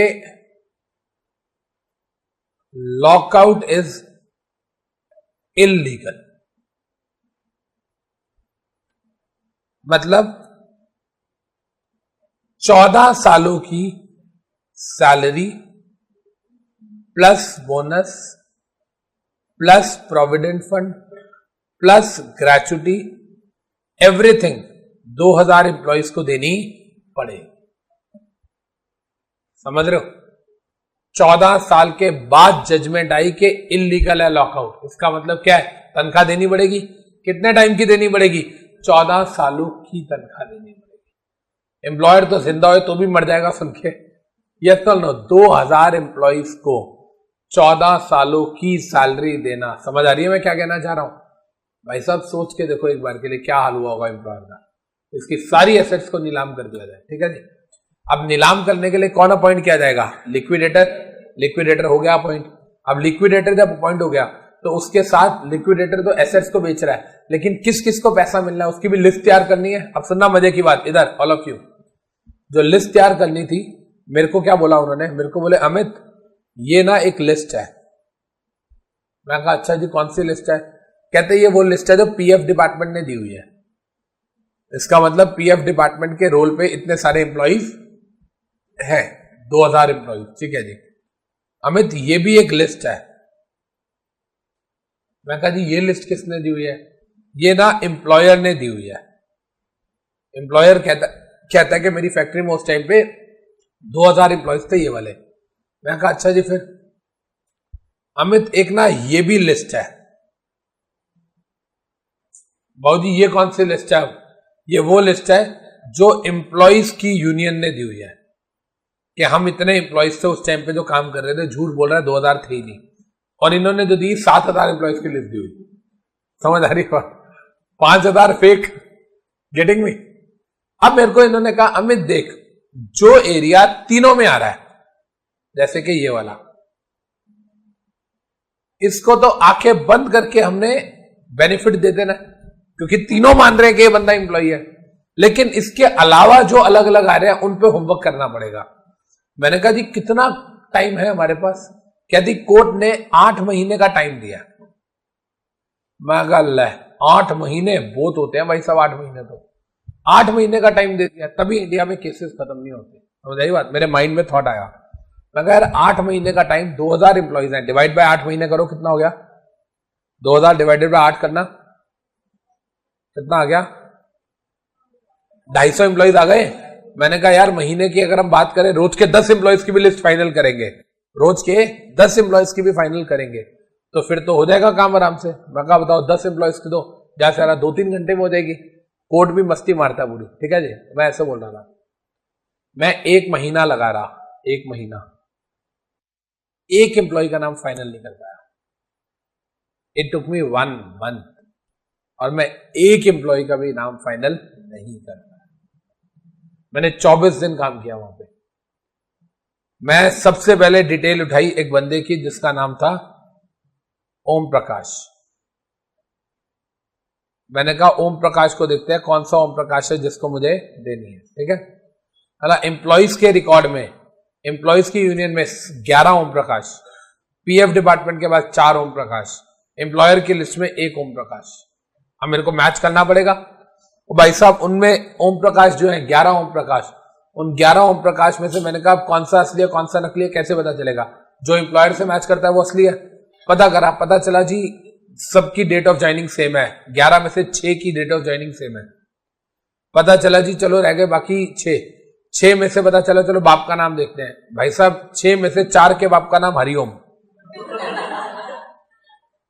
समझ रहे हो मैं क्या कहना चाह रहा हूं? राइट। चलो एज देखते हैं, सबकी एज 37 ईयर्स। भाई साहब दिमाग खराब हो गया। 24 दिन मैंने काम किया, उसके बाद मेरे को कहती है अमित कितनी लिस्ट बन गई? मैं कहा मैम अभी तक तो शुरू भी नहीं हुई है, कोशिश कर रहा हूं, हो ही नहीं रही है। इतने सारे झूल जाल है यार।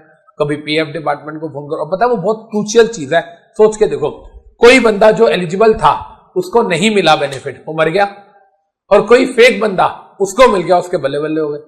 समझ रहे हो ना? उसकी तो चांदी हो गई भाई साहब। तो ये बड़ा क्रूशियल डिसीजन था लिस्ट बनाना कि किसको मिलेगा और किसको नहीं मिलेगा। ठीक है जी। फिर क्या हुआ, सीजन चेंज हो रहा था, फिर वो बारिश वारिश आ रही थी होता है, तो मैं थोड़ा एस्थमेटिक टाइप हूं, तो उसका छींके वीके आने लगी।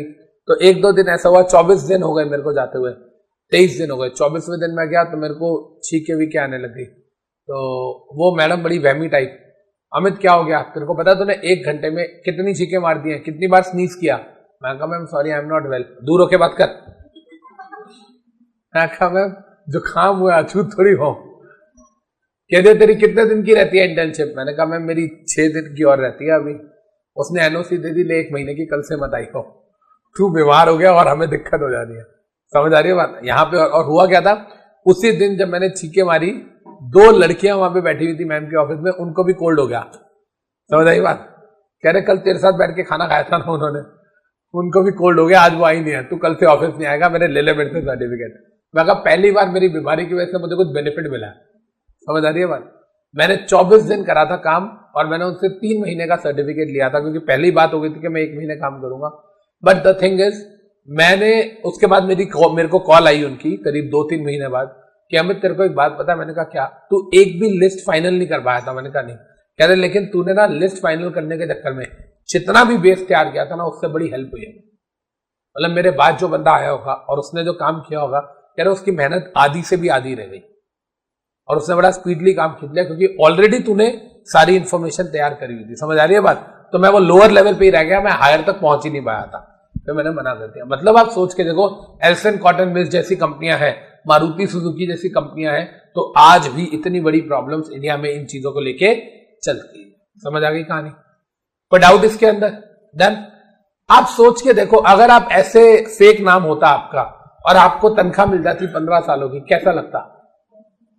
मजे? कितने लोग कहते हैं सर मजे? एक बार के लिए अपने आप को एम्प्लॉयर रख के देखो। Just for a second consider yourself as an employer, कि आपके साथ ऐसा हुआ कि 14 साल बाद आप पे बॉम्ब फूटा। यार आप सोच के देखो, 2000 में कैलकुलेट किया था, कैलकुलेटर में डिजिट्स नहीं आ रही थी। आप सोच के देखो 2000 एम्प्लॉइज की 14 साल की सैलरी, राइट? कितने महीने हो गए? इनटू पर एम्प्लॉय की सैलरी, अब बड़े से बड़ी 5000 भी लगाओ यार, 4000 भी लगाओ, 3000 भी लगाओ, कितनी जाएगी? समझ आ रही है बात सबको? डन? चलें जी आगे। डन। अब देखिए इधर ध्यान से ऑल ऑफ यू, अब मैंने जो भी कहानी आपको सुनाई है, पहले यहां पर देखते हैं उस कहानी से रिलेटेड चीजें हैं कि नहीं है। हमारा क्वेश्चन नंबर 1, ये समझ आ गया कि एक्ट का नाम क्या है? Industrial dispute act 1947। कब आया था इंडिया में? 11 मार्च 1947 को। कहां पे अप्लाई होता है? Whole of India including Jammu and Kashmir. इतनी बात क्लियर है? अब देखिए ऑब्जेक्ट क्या है इसका? Investigation of dispute. डिस्प्यूट्स को इन्वेस्टिगेट करेंगे, झगड़ों को सॉल्व करेंगे। कौन से झगड़ों को? Strike, lockout, lay off and retrenchment. यही बताया मैंने आपको। कहता क्या इंडिया में ये पहला कानून है? कहता बिल्कुल नहीं, इससे पहले भी कानून थे इंडिया में जो झगड़े के लिए बनाए गए थे। कौन से? ये चारों का नाम आपको याद होना चाहिए। Employer and workman dispute 1860, trade dispute act 1929, defence of India rules 1940, industrial dispute act 1947। ये पहले के तीनों के नाम और एक्ट आपको याद होने चाहिए। एम्प्लॉयर एंड वर्कमैन आसान है, ट्रेड डिस्प्यूट ये भी आसान है, defence of India. Employer and workman, trade dispute, defence of India. 1860, 1929, 1940 और लास्ट आ गया 1947। पहले का नाम क्या है? एम्प्लॉयर एंड वर्कमैन का झगड़ा। कब आया था? 1860 में। दूसरा ट्रेड डिस्प्यूट कब आया था? 1929। तीसरा डिफेंस ऑफ इंडिया रूल्स कब आए थे? 1940। चौथा इंडस्ट्रियल डिस्प्यूट एक्ट कब आया था? 1947 में आया था। क्लियर है? चलें आगे। डन। इंडस्ट्री का मीनिंग इतना ही, ये पढ़ा चुका हूं मैं आपको। Business, trade, occupation either for profit और non profitable motive. Bangalore water supply and sewage board versus Rajappa and others, यही केस का नाम बोला था। हो गया याद?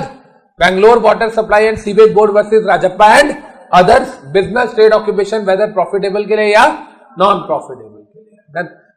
ये हैबिट आपको डालनी पड़ेगी। Once you are a professional, you will be going to various seminars and over there the speaker must be fluent in English. You won't be having any book in front of you. Whatever he is speaking, you just have to grab that. Right? देखो क्या कह रहा है यहां पे। यहां पे कह रहा है बच्चे इंडस्ट्रियल डिस्प्यूट। इंडस्ट्रियल डिस्प्यूट में कह रहा है झगड़ा मालिक मालिक का होगा, झगड़ा नौकर नौकर का होगा, झगड़ा मालिक और नौकर का होगा। क्लियर है जी? झगड़ा मालिक मालिक का होगा, नौकर नौकर का होगा, मालिक नौकर का होगा। Done. No single workman can raise dispute unless related to. No single workman can raise dispute unless related to his dismissal, discharge, termination या retrenchment. Retrenchment की स्पेलिंग गलत है।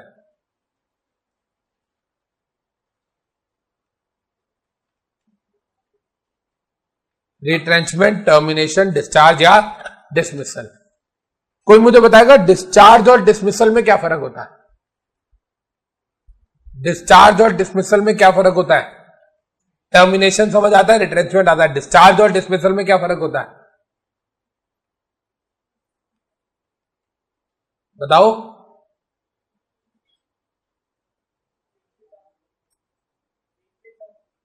एक से ही साउंड कर रहे हैं। चिंता और चिता में बिंदु का फर्क होता है।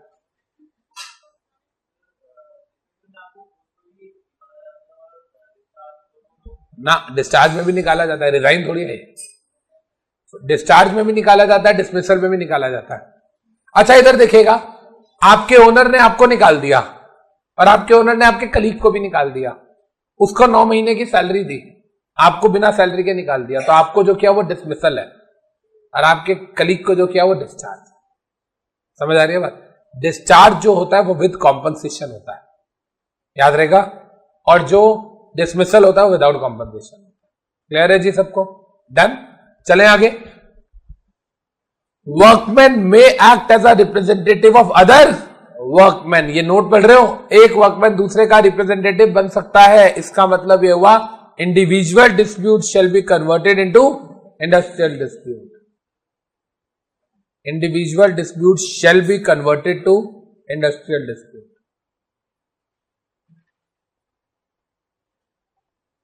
अगर ऐसा हो गया तो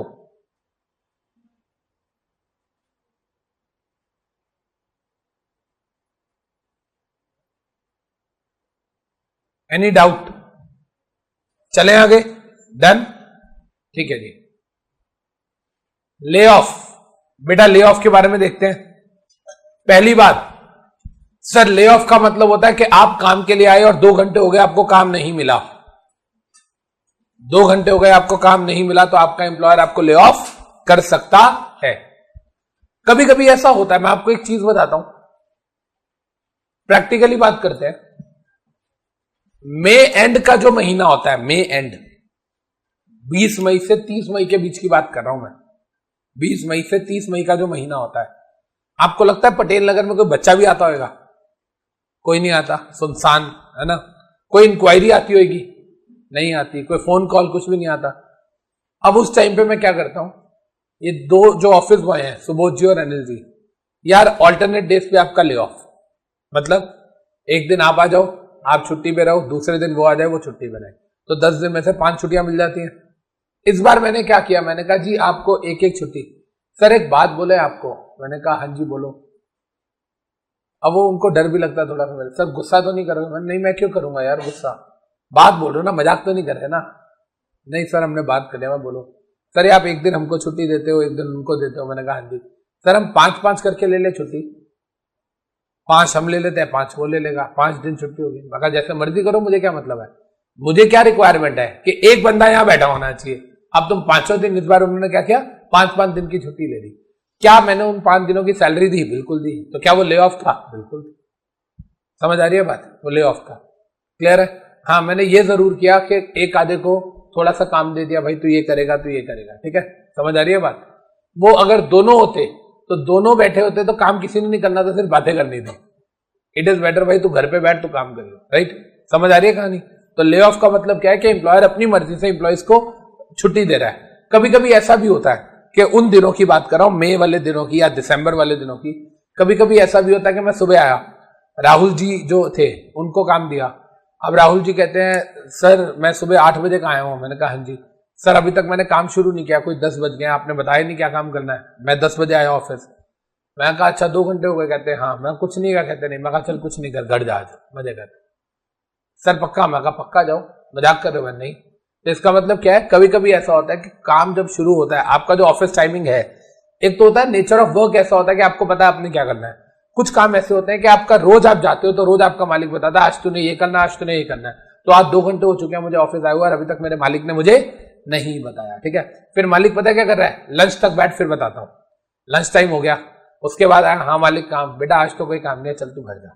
लिखा हुआ है देखो यहाँ पे, कह रहा है not employed in 2 hours of reaching industry due to shortage of power of raw material, machinery breakdown, natural calamity, just and equitable, कोई और other reasonable ground। For example मालिक एक्सपायर हो गया, मालिक के पिताजी एक्सपायर हो गए, 4 दिन के लिए बंदा है, होता ना ऐसा। अब 4 दिन के लिए बंदा है तो वो क्या ले ऑफ ही तो है। क्या लेबर की तनख्वाह काटोगे आप? नहीं काटोगे। समझ आ रही है ये बात? डन? क्लियर है जी? 50 to 100 एम्प्लॉइज ले ऑफ होते हैं विद 50% सैलरी। ये देख लो क्या कह रहा है, मैं आपको बता देता हूं। अप टू 50 एम्प्लॉइज अगर आपने ले ऑफ करनी है तो आपको 100% सैलरी देनी होती है। ठीक है जी? 50 से 100 एम्प्लॉइज ले ऑफ करने हैं तो 50% सैलरी देनी होती है। 100 से ज्यादा तो परसेंटेज पता ही नहीं है, गवर्नमेंट से पूछ के करोगे ले ऑफ। अप टू 50, इसका मतलब कितने बंदे एक साथ ले ऑफ कर सकते हैं?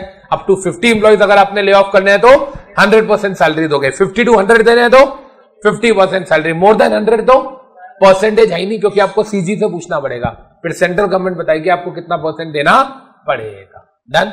Any doubt in this?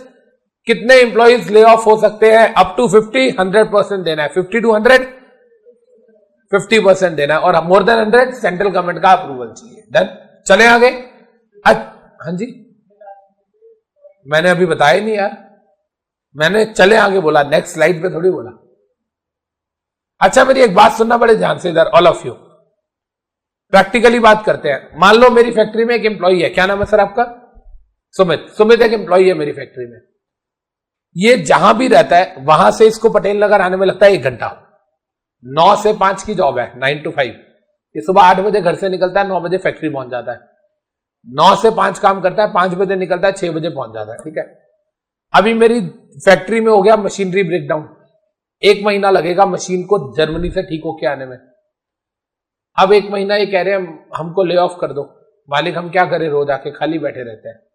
मैं कहा नहीं ऐसा नहीं है, अपनी जो गुड़गांव वाली फैक्ट्री है ना, आप लोग गुड़गांव वाली फैक्ट्री में जाओगे रोज।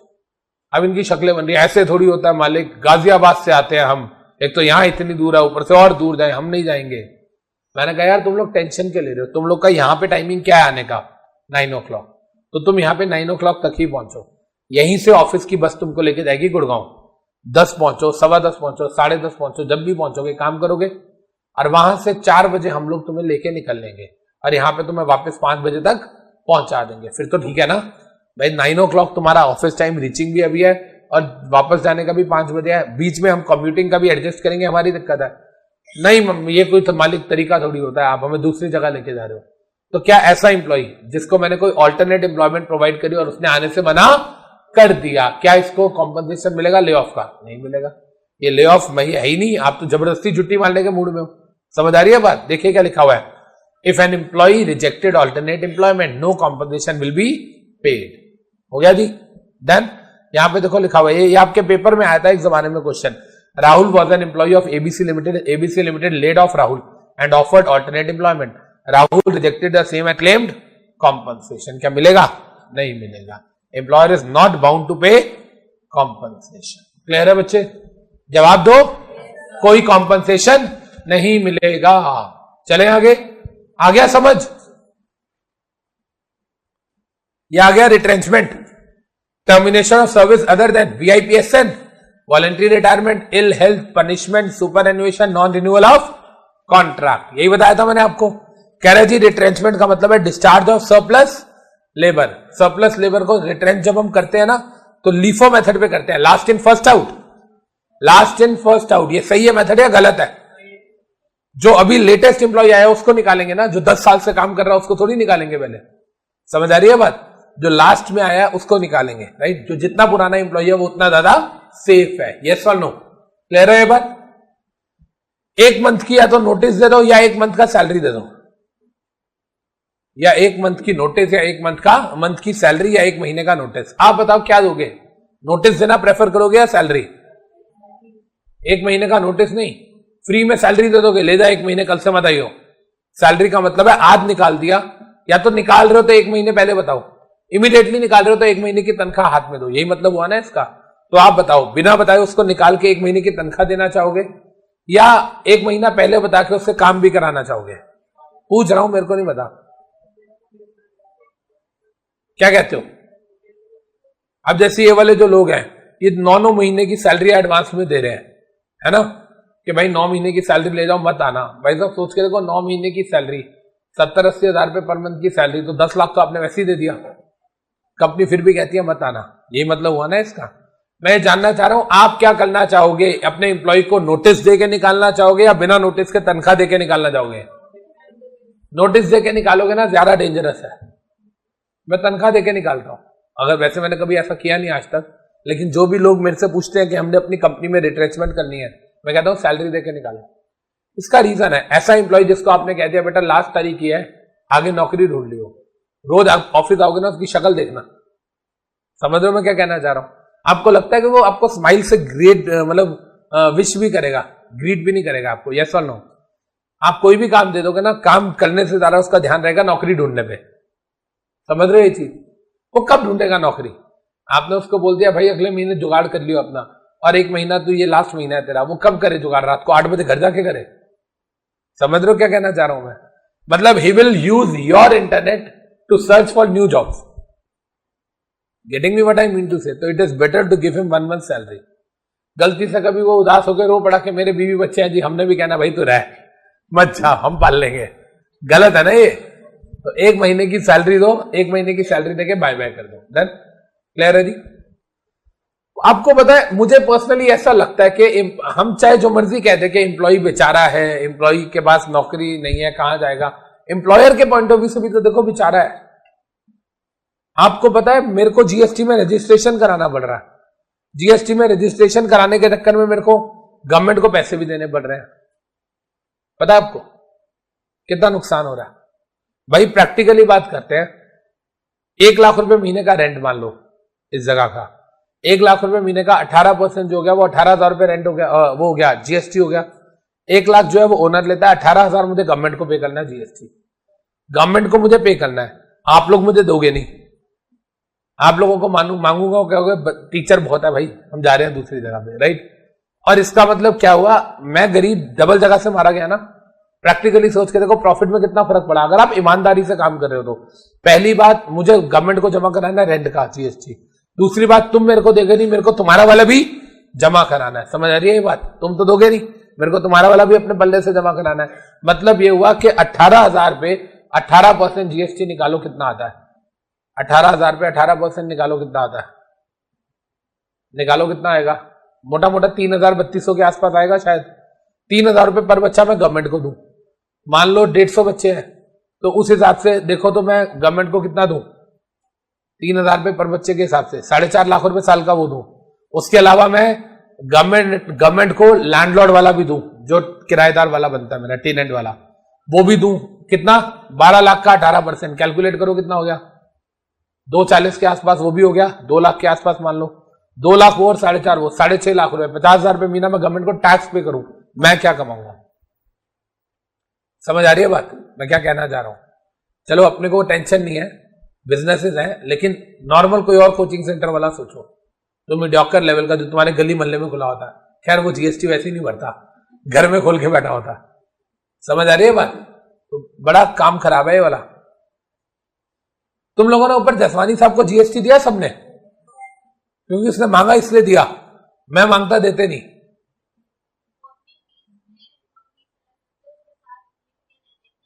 हाँ तो 18,000 मैं भी लिख के देता हूँ, 18% जीएसटी। अब देख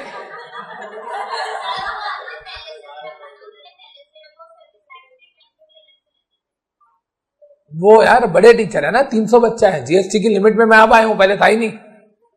अब दो लिख दिया। कितने लोग जमा कराते हैं परसों तक? अब बताओ, समझ रहे हो मैं क्या कहना चाह रहा हूं? अगले बैच से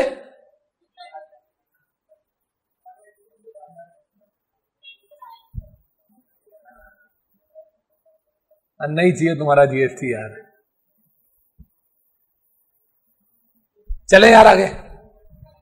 मैं तो आपको ये बता रहा हूं बिजनेसमैन के पॉइंट ऑफ व्यू से बात। एम्प्लॉइज को वो पूरी तनख्वाह दे, एम्प्लॉइज को वो छुट्टियां भी दे, एम्प्लॉइज को वो कॉम्पनसेशन भी दे, गवर्नमेंट को वो टैक्स भी दे, राइट? खुद क्या करे? मैं आपको एक चीज बताऊं जेन्युइनली, इधर ऑल ऑफ यू, अगर एक एम्प्लॉयर ईमानदारी से पैसा कमाता है, ईमानदारी से, अगर एक एम्प्लॉयर छोटे लेवल का, मीडियोकर लेवल का एम्प्लॉयर अगर ईमानदारी से पैसा कमाता है, कोई चीटिंग नहीं करता, कोई धोखेबाजी नहीं करता, तो वो 10,000 रुपए की इनकम पे, 10,000 रुपए का जो उसका इनकम है या रेवेन्यू है कह लो, उसपे सिर्फ उसको पहले 2200 रुपए बचा करते थे। 10,000 रुपए उसको 2200 रुपए बचा करते थे पहले, जीएसटी से पहले। जब से जीएसटी आ गया, 10,000 रुपए अगर आप कमाओगे तो you will receive with you only, you will be able to retain 1600 rupees with you. बाकी सारा पैसा उसका टैक्सेस में, पीएफ में, ग्रेचुटी में, इलेक्ट्रिसिटी बिल में, हर जगह चला जाएगा। पता है आपको एम्प्लॉयमेंट का ये हाल है। अगर आप मीडियोकर लेवल के एम्प्लॉयर हो, तो अगर आप बहुत बड़े लेवल के एम्प्लॉयर हो, फैक्ट्रियां चल रही है, फिर तो बात ही अलग हो गई है। लेकिन एक नॉर्मल मीडियोकर लेवल का एम्प्लॉयर है ना, स्मॉल एस्टैब्लिशमेंट जिसकी फैक्ट्री में 20 वर्कर तक है, 15 वर्कर तक है, वो फंस गया। जीएसटी आने के बाद मेरे 4 दोस्तों ने फैक्ट्रियां बंद कर दी। जीएसटी आने के बाद मेरे 4 दोस्तों ने फैक्ट्रियां बंद कर दिया है। हाँ, और बच्चों के वो बनाता आम पापड़ और बादाम नहीं खाते आप, छोटे होते मछली वाली गोलियां, है ना, वो बनाता था, कैंडीज बनाता था, शुगर कैंडीज, बंद कर दी उसने फैक्ट्री। क्या करे, लॉसेज इतने हो रहे हैं। देखो यहां पे क्या कह रहा है, या तो आप 1 महीने का नोटिस दो या सैलरी दो, ये बात तो हमें समझ आती है। ये कह रहा है जी एवरेज पे अपॉन 30 डेज। इधर देखिए, एवरेज पे अपॉन 30 डेज, ये आपकी महीने की तनख्वाह डिवाइडेड बाय 30 डेज कर दिया। एक दिन की तनख्वाह आ गई, यस और नो, इंटू 15 दिन कर दिया, 15 दिन की तनख्वाह आ गई, इंटू जितने साल आपने काम किया है। यही बताया था मैंने आपको। भाई आपकी 30,000 रुपए एवरेज पे है, 30,000 डिवाइडेड बाय 30, पर डे कितनी आ गई? 1000, इंटू 15 डेज कितनी आ गई? 15,000, इंटू आपने 12 साल काम किया, तो 1,80,000 रुपए आपको मिल जाएंगे जाते हुए। डन। ये अलग दूंगा, ग्रेचुटी अलग दूंगा, प्रोविडेंट फंड अलग दूंगा। समझ रहे हो मेरी बात? ये भी दूंगा, ग्रेचुटी भी दूंगा, पीएफ भी दूंगा। ठीक है जी। मतलब जो एम्प्लॉय छोड़ के जा रहा है 25, 30, 40 लाख उसका बन जाएगा नहीं, और एम्प्लॉयर को देना पड़ेगा चाहे लोन लेके दे। मैंने, हाँ फैक्ट है, मैंने आपको बता रखा है, चाहे आप लॉस मेकिंग को घाटे में जा रहे हो फिर भी आपको बोनस देना पड़ेगा। यार ये कौन सा बोनस है बताओ? ठीक है जी, चले आगे। ये समझ आ गया एवरेज पे? अभी किसी ने पूछा ही नहीं एवरेज पे क्या होती है। ये रहा एवरेज पे क्या होती है सर। भाई अगर आप मंथली वेज इंप्लॉय हो तो 3 महीने की एवरेज, अगर आप वीकली वेज इंप्लॉय हो तो पिछले 4 हफ्तों की एवरेज, डेली वेज इंप्लॉय हो तो पिछले 12 दिनों की एवरेज। खत्म हो गई बात। या तो आप मंथली वेज होगे, या आप वीकली वेज होगे, या आप डेली वेजेस पे होगे। क्लियर है जी? तो इसका मतलब मंथली है तो 3 महीने की एवरेज ली जाएगी, वो आपकी एवरेज पे मानी जाएगी। और अगर वीकली है तो 4 हफ्तों की, 3 महीने 4 हफ्ते 12 दिन, ऐसे याद करो, 3 महीने 4 हफ्ते 12 दिन। क्लियर है बात सबको? 4 हफ्ते हो गया वीकली वाला, 12 दिन हो गया डेली वेज वाला। डन। डेली है तो पिछले 12 दिन की एवरेज, वीकली है तो पिछले 4 हफ्तों की एवरेज, मंथली है तो पिछले 3 महीनों की एवरेज। चले आगे। डन।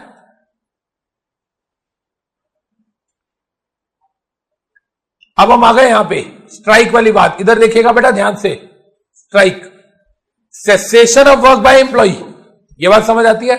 एम्प्लॉइज ने कह दिया हम काम नहीं करेंगे, राइट, ये क्या है, स्ट्राइक है। एम्प्लॉइज ने सीज कर दिया ना काम करना, क्या कह रहा है देखिए, पूरी बात समझिएगा बड़े ध्यान से, इधर ऑल ऑफ यू बच्चे, मालिक का और नौकर का झगड़ा चल रहा है, मालिक का और नौकर का झगड़ा चल रहा है, कहां चल रहा है, कोर्ट में झगड़ा चल रहा है, या कहां चल रहा है, आर्बिट्रेटर के सामने चल रहा है, या कहां चल रहा है, कॉन्सिलेटर के सामने चल रहा है। आर्बिट्रेटर कॉन्सिलेटर आपने फर्स्ट मॉड्यूल में पढ़ा होगा, आर्बिट्रेशन एंड कॉन्सिलेशन एक्ट 1996, पता है आपको इतना। तो अगर हमारा झगड़ा आपको इतना तो पता है कि आर्बिट्रेटर और कॉन्सिलेटर दोनों आउट ऑफ द कोर्ट झगड़ा सॉल्व कराते हैं, लेकिन आर्बिट्रेटर फॉर्मल बॉडी होता है और कॉन्सिलेटर इनफॉर्मल बॉडी होता है, पता है ना इतना। कॉन्सिलेटर जजमेंट देता है, मतलब आर्बिट्रेटर जजमेंट देता है, मतलब अवार्ड देता है, कॉन्सिलेटर सुलह करवाता है, मतलब सेटलमेंट करवाता है। पता हम सबको ये बात, ध्यान से सुन लो जिसको नहीं पता। जब भी दो पार्टीज के बीच में झगड़ा होता है वो कहते हैं हम कोर्ट में नहीं जाना चाहते, कोर्ट में जाएंगे तो क्या मिलेगा, तारीख पे तारीख। कोर्ट की जगह हम किसी मीडिएटर के पास जाके झगड़ा सॉल्व कराना चाहते हैं। वो मीडिएटर या तो फॉर्मल बॉडी होती है या इनफॉर्मल बॉडी होती है। फॉर्मल बॉडी होती है तो हम उसको क्या बोलते हैं, आर्बिट्रेटर। इनफॉर्मल बॉडी होती है तो क्या बोलते हैं, कॉन्सिलिएटर। आर्बिट्रेटर क्या कराता है, अपना फैसला देता है, क्योंकि फॉर्मल बॉडी है, अपना फैसला सुना देगा, अवार्ड दे देगा, जजमेंट दे देगा, बात खत्म। जो कॉन्सिलेटर है वो इनफॉर्मल बॉडी है, दोनों में सुलह करवाना चाहती है, सुलह को क्या बोलते हैं, सेटलमेंट। याद रहेगी बात, डन। अगर आपका झगड़ा आर्बिट्रेटर के पास पेंडिंग चल रहा है, या कॉन्सिलेटर के पास पेंडिंग चल रहा है, या लेबर कोर्ट में पेंडिंग चल रहा है, या अभी जजमेंट थोड़े दिनों में आने वाली है, तो कहता है आप स्ट्राइक या लॉकआउट नहीं कर सकते। सोचो ना, मालिक, देखो सुनो ध्यान से, लेबर कहती है मालिक हमारी मांगे पूरी करो, वो कहता है चुप रहो ना यार, केस चल तो रहा है, क्यों फालतू बोली जा रहे हो, चल रहा है ना केस, देखेंगे बाद में। नहीं हम हड़ताल कर रहे हैं, तो फिर वो केस किस लिए किया हुआ है। इसका मतलब अगर केस ऑलरेडी पेंडिंग है जिस मैटर के लिए, उस मैटर के लिए हड़ताल नहीं हो सकती। समझ आ रही है बात। यार जब आपका और मेरा झगड़ा कोर्ट में चल रहा है, या आपका और मेरा झगड़ा आर्बिट्रेटर के पास चल रहा है, तो let him decide, let the judgement come, yes और नो। तब तक उस मैटर पे आप उस मैटर को दोबारा रेस करके आप स्ट्राइक या लॉकआउट नहीं कर सकते। समझ आ रही है बात। एम्प्लॉइज की ड्यूटी है कि अगर मैटर पेंडिंग है before the court of law तो वो स्ट्राइक की धमकी ना दे। मालिक की भी ड्यूटी है कि झगड़ा कहीं और चल रहा है, चलने दो, भी जब जजमेंट आएगी उससे पहले लॉकआउट नहीं करेगा। समझ आ रही है बात। तो जो कंडीशंस नो स्ट्राइक की है वही कंडीशंस नो लॉकआउट की भी होनी चाहिए। समझ आ रही है बात। नो स्ट्राइक इफ पेंडिंग, झगड़ा पेंडिंग चल रहा है आर्बिट्रेटर के पास, कॉन्सिलेटर के पास, या लेबर कोर्ट में। क्लियर है बच्चे ये बात, डन। अच्छा मेरी बात सुनिएगा बड़े ध्यान से इधर। इसके बाद मैंने आपको ये भी नीचे वाली बात बताई, अगर स्ट्राइक लीगल और जस्टिफाइड है तो सैलरी मिलेगी, स्ट्राइक इलीगल है तो सैलरी नहीं मिलेगी, उल्टा 50 रुपए पर डे की पेनल्टी और 1 महीने तक की सजा। यही बताया था मैंने आपको, यही बताया था ना। जवाब दो लाउडली। अब सुनो ध्यान से, ये वाला पॉइंट क्या कह रहा है, इसको ध्यान से देखना। ये पॉइंट ये कह रहा है जी, अगर आप अपनी इंडस्ट्री में स्ट्राइक कर रहे हो, अगर आप इंडस्ट्री में स्ट्राइक कर रहे हो, ठीक है जी, आप हड़ताल कर रहे हो, पूरी बात सुनिएगा, और वो पब्लिक यूटिलिटी वाली सर्विस है, पब्लिक यूटिलिटी वाली सर्विस है। याद रखिएगा मेरी बात, मैंने आपको पहले भी बताया था, अमित वोरा क्लासेस में हड़ताल हो जाए, एम्प्लॉइज हड़ताल कर दें तो कोई दिक्कत नहीं है, लेकिन अगर डॉक्टर्स हड़ताल कर दे, वकील हड़ताल कर दे, पायलट्स हड़ताल कर दे, तो पब्लिक एट लार्ज इंपैक्ट हो जाती है, राइट। तो ऐसी सर्विसेज को बोलते हैं पब्लिक यूटिलिटी सर्विसेज। याद रहेगी बात, क्लियर है। हम इसकी डेफिनेशन पढ़ेंगे नेक्स्ट क्लास में। अब देखिए, पब्लिक यूटिलिटी सर्विस है, अगर हमारा जो एम्प्लॉइज जो है जहां वो काम करते हैं, अगर वो nature of work public utility में आता है, तो कहता है 14 दिन पहले बताएंगे। कितने दिन पहले बताएंगे? 14 डेज पहले बताएंगे कि हम हड़ताल करने वाले हैं। समझ आ रही है ये बात। और जब बताएंगे उसके 6 हफ्ते के अंदर अंदर हड़ताल करनी पड़ेगी। मतलब आज नोटिस दे दिया, नोटिस दे दिया तो 14 दिन पहले नोटिस देंगे। मेरी बात सुनेगा पूरी इधर ध्यान से ऑल ऑफ यू। हमने 1 अप्रैल को नोटिस दिया तो हम कितने दिन से पहले हड़ताल नहीं कर सकते? 15 अप्रैल से पहले। इसमें कोई डाउट? 1 अप्रैल को नोटिस दिया तो 15 अप्रैल से पहले हम हड़ताल नहीं कर सकते। सही बोल रहा हूं मैं? क्लियर है। और कितने टाइम के बाद भी नहीं कर सकते? जिस दिन नोटिस दिया वहां से 6 हफ्ते। कहां गए? 15 मई। ऐसी क्यों शक्लें बना रहे हो? इतना तो कुछ कहा ही नहीं मैंने भाई। 1 अप्रैल को हमने नोटिस दिया है ना, यहां से कितने दिन पहले हम नहीं कर सकते? 14 डेज, मतलब 15 अप्रैल से पहले हम हड़ताल शुरू ही नहीं कर सकते, यस और नो? और कितने टाइम बाद तक नहीं कर सकते? कितने टाइम के बीच बीच में करनी है? 6 वीक्स। यहां से 6 वीक्स कहां गए? 15 में, राइट? इसका मतलब हमें कहां से कहां तक करनी है हड़ताल? मैं एक बात बोल रहा हूं, बताना सही बोल रहा हूं, 3rd वीक से 6th वीक, 3rd वीक से 6th वीक तक, हाँ या ना? भाई नोटिस के पहले 2 महीने, 2 हफ्ते में भी नहीं कर सकते और 6 हफ्ते के बाद भी नहीं कर सकते। समझ आ रही है बात? मैं लैंग्वेज बोलता हूं, सुनिएगा, सिंपल लैंग्वेज।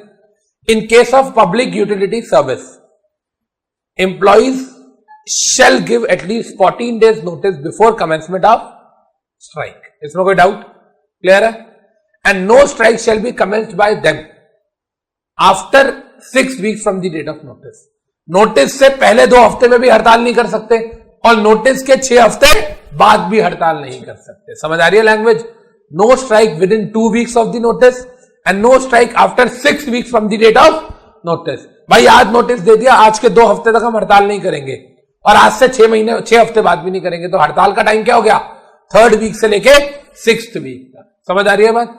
याद रखिएगा, इस टाइम पीरियड में हड़ताल शुरू हो जानी चाहिए, चाहे चलती रहे फिर 10 साल चले, कोई दिक्कत नहीं है, लेकिन इन टाइम के बीच में कमेंस हो जानी चाहिए। समझ आ रही है बात? अगर इस टाइम पीरियड में कमेंस नहीं हुई, आपने नोटिस दे दिया, आपने 6 हफ्ते तक हड़ताल नहीं करी, वो नोटिस इनवैलिड हो गया, दोबारा नोटिस देना पड़ेगा हड़ताल से पहले।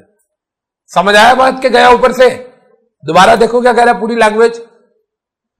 पब्लिक यूटिलिटी सर्विस में 14 डेज का नोटिस जाएगा, strike within 6 week of notice. अब देखो दोनों में फर्क समझो, ये कह रहा है नोटिस के 6 हफ्तों में हड़ताल करो, ऊपर वाला कह रहा है नोटिस के 14 दिन में पहले नहीं कर सकते, मतलब स्ट्राइक से 14 दिन पहले आपको नोटिस देना है, मतलब नोटिस से 6 हफ्तों में हड़ताल करो, लेकिन नोटिस से 2 हफ्तों में हड़ताल मत करो। तो इन दोनों में हार्मोनियस कंस्ट्रक्शन लगाओ ना यार। हार्मोनियस कंस्ट्रक्शन में बोलता हूं ना, एक लॉ कुछ कह रहा है, दूसरा कुछ कहता है। ये कहता है करने से 14 दिन पहले नोटिस दो, ये कहता है नोटिस के 6 हफ्तों में हड़ताल करो। तो हार्मोनियस कंस्ट्रक्शन क्या आ गई? दोनों को मिला के हमने पढ़ा, तो 3 हफ्ते से लेके 6ठे हफ्ते के बीच में हड़ताल शुरू हो जानी चाहिए। क्लियर है? दो it may go beyond 6 weeks but it shall not be initiated after 6 weeks. 6 हफ्ते तक नहीं करी, 7वें हफ्ते में शुरू कर रहे हो, ये गलत है। 3 से 6ठे हफ्ते के बीच में शुरू कर दी, चाहे 5 साल ले जाओ, कोई दिक्कत नहीं। Any doubt to anyone now? चलें आगे। Fresh notice is required if strike has not been commenced within 6 weeks of notice being served. Right? Clear है? अब आप सुनो बड़े ध्यान से। जब मालिक को पब्लिक यूटिलिटी सर्विस की बात है, ये सब नॉर्मल केसेस की नहीं है। नॉर्मल केसेस में तो कल रात को ठीक ठाक कहते, आज सुबह हड़ताल कर दे, तब कुछ नहीं हो सकता। ठीक है? यहां देखो, पब्लिक यूटिलिटी सर्विस में लेबर ने कह दिया माय लॉर्ड हम हड़ताल, मालिक को बोला हम 14 दिन बाद हड़ताल करेंगे। मालिक को बोल दिया, एम्स हॉस्पिटल के डॉक्टर्स ने हॉस्पिटल वालों को बोल दिया कि हम 14 दिन पहले बोल दिया हम हड़ताल करेंगे। क्लियर है ये बात? अब कहता है एम्स हॉस्पिटल की जो मैनेजमेंट है गवर्नमेंट को कब बताएगी कि हड़ताल होने वाली है? कहता है 5 दिन के अंदर अंदर बता देगी। इसका मतलब क्या हुआ? 5 दिन दिए गए, कोशिश कर लो, जरूरत ही ना पड़े हड़ताल की, लेकिन 5 दिनों तक अगर एम्प्लॉय रिजॉल्व नहीं कर पाया तो विद इन मैक्सिमम 5 डेज वो क्या कर देगा? गवर्नमेंट को बता देगा। देखो लिखा हुआ है, वर्कमैन ने नोटिस दिया एम्प्लॉयर को, एम्प्लॉयर गवर्नमेंट को बताएगा with in 5 days of notice. 5 दिन का टाइम क्यों दिया हुआ है? भाई तेरे एंड पे रिजॉल्व होती है तो कर ले। समझ आ गई कहानी सबको? Any doubt in this? जवाब दो लाउडली। ये पूरा पेज क्लियर हो गया हमें? भाई स्ट्राइक का मतलब है cessation of work by employees. No strike if pending arbitration, labour या कॉन्सिलिएशन और अवार्ड या सेटलमेंट अगर आने वाली है, मतलब आर्बिट्रेटर के पास झगड़ा चल रहा था, जजमेंट आने वाली है, अब आपको लग रहा है आप हारने वाले हो तो स्ट्राइक कर रहे हो, ये भी तो गलत है। या जजमेंट सेटलमेंट आने वाली है तो अब आप डर के मारे जजमेंट वो कर रहे हो स्ट्राइक, ये गलत है ना। वहां पे जो जजमेंट आ रही है वो आपको माननी पड़ेगी। डन? या पब्लिक यूटिलिटी में क्या है? 14 दिन का नोटिस, 6 हफ्ते के बाद भी कोई स्ट्राइक नहीं, और 5 दिन के अंदर अंदर गवर्नमेंट को बताना पड़ेगा। क्लियर है बच्चे? और नीचे क्या कह रहा है? स्ट्राइक अगर लीगल हुई तो तनख्वाह मिलेगी, इलीगल या अनजस्टिफाइड हुई तो बाबूजी अंदर जाओ, और अंदर जाके आपको 50 रुपीज पर डे की पेनल्टी प्लस 1 महीने तक की सजा। क्लियर है ये बात? डन? ओके जी। हाँ जी, क्या 7 डेज?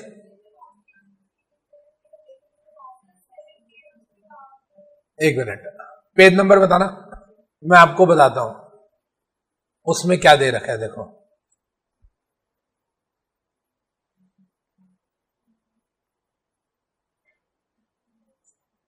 ये रहा ना, ड्यूरिंग पेंडेंसी नहीं कर सकते एंड 7 days देयर आफ्टर नहीं कर सकते। इसका मतलब क्या है, जब जजमेंट आ गई, अवार्ड आ गया या सेटलमेंट आ गई, जब केस पेंडिंग चल रहा है तो भी नहीं कर सकते, जब अवार्ड या सेटलमेंट आने वाली है तो भी नहीं कर सकते, आने के 7 दिनों के अंदर भी स्ट्राइक नहीं कर सकते। भाई आर्बिट्रेटर की जजमेंट आ गई, आप उससे सेटिस्फाइड नहीं हो, आप कह रहे हो हड़ताल, हड़ताल क्यों, अपील करना उसके अगेंस्ट, हड़ताल कौन सा तरीका है यार। अब आर्बिट्रेटर की जजमेंट से सेटिस्फाइड नहीं होता, go for further appeal to the court, why are you moving for strike. ये बात समझ आ गई, क्लियर है, डन, चलें आगे।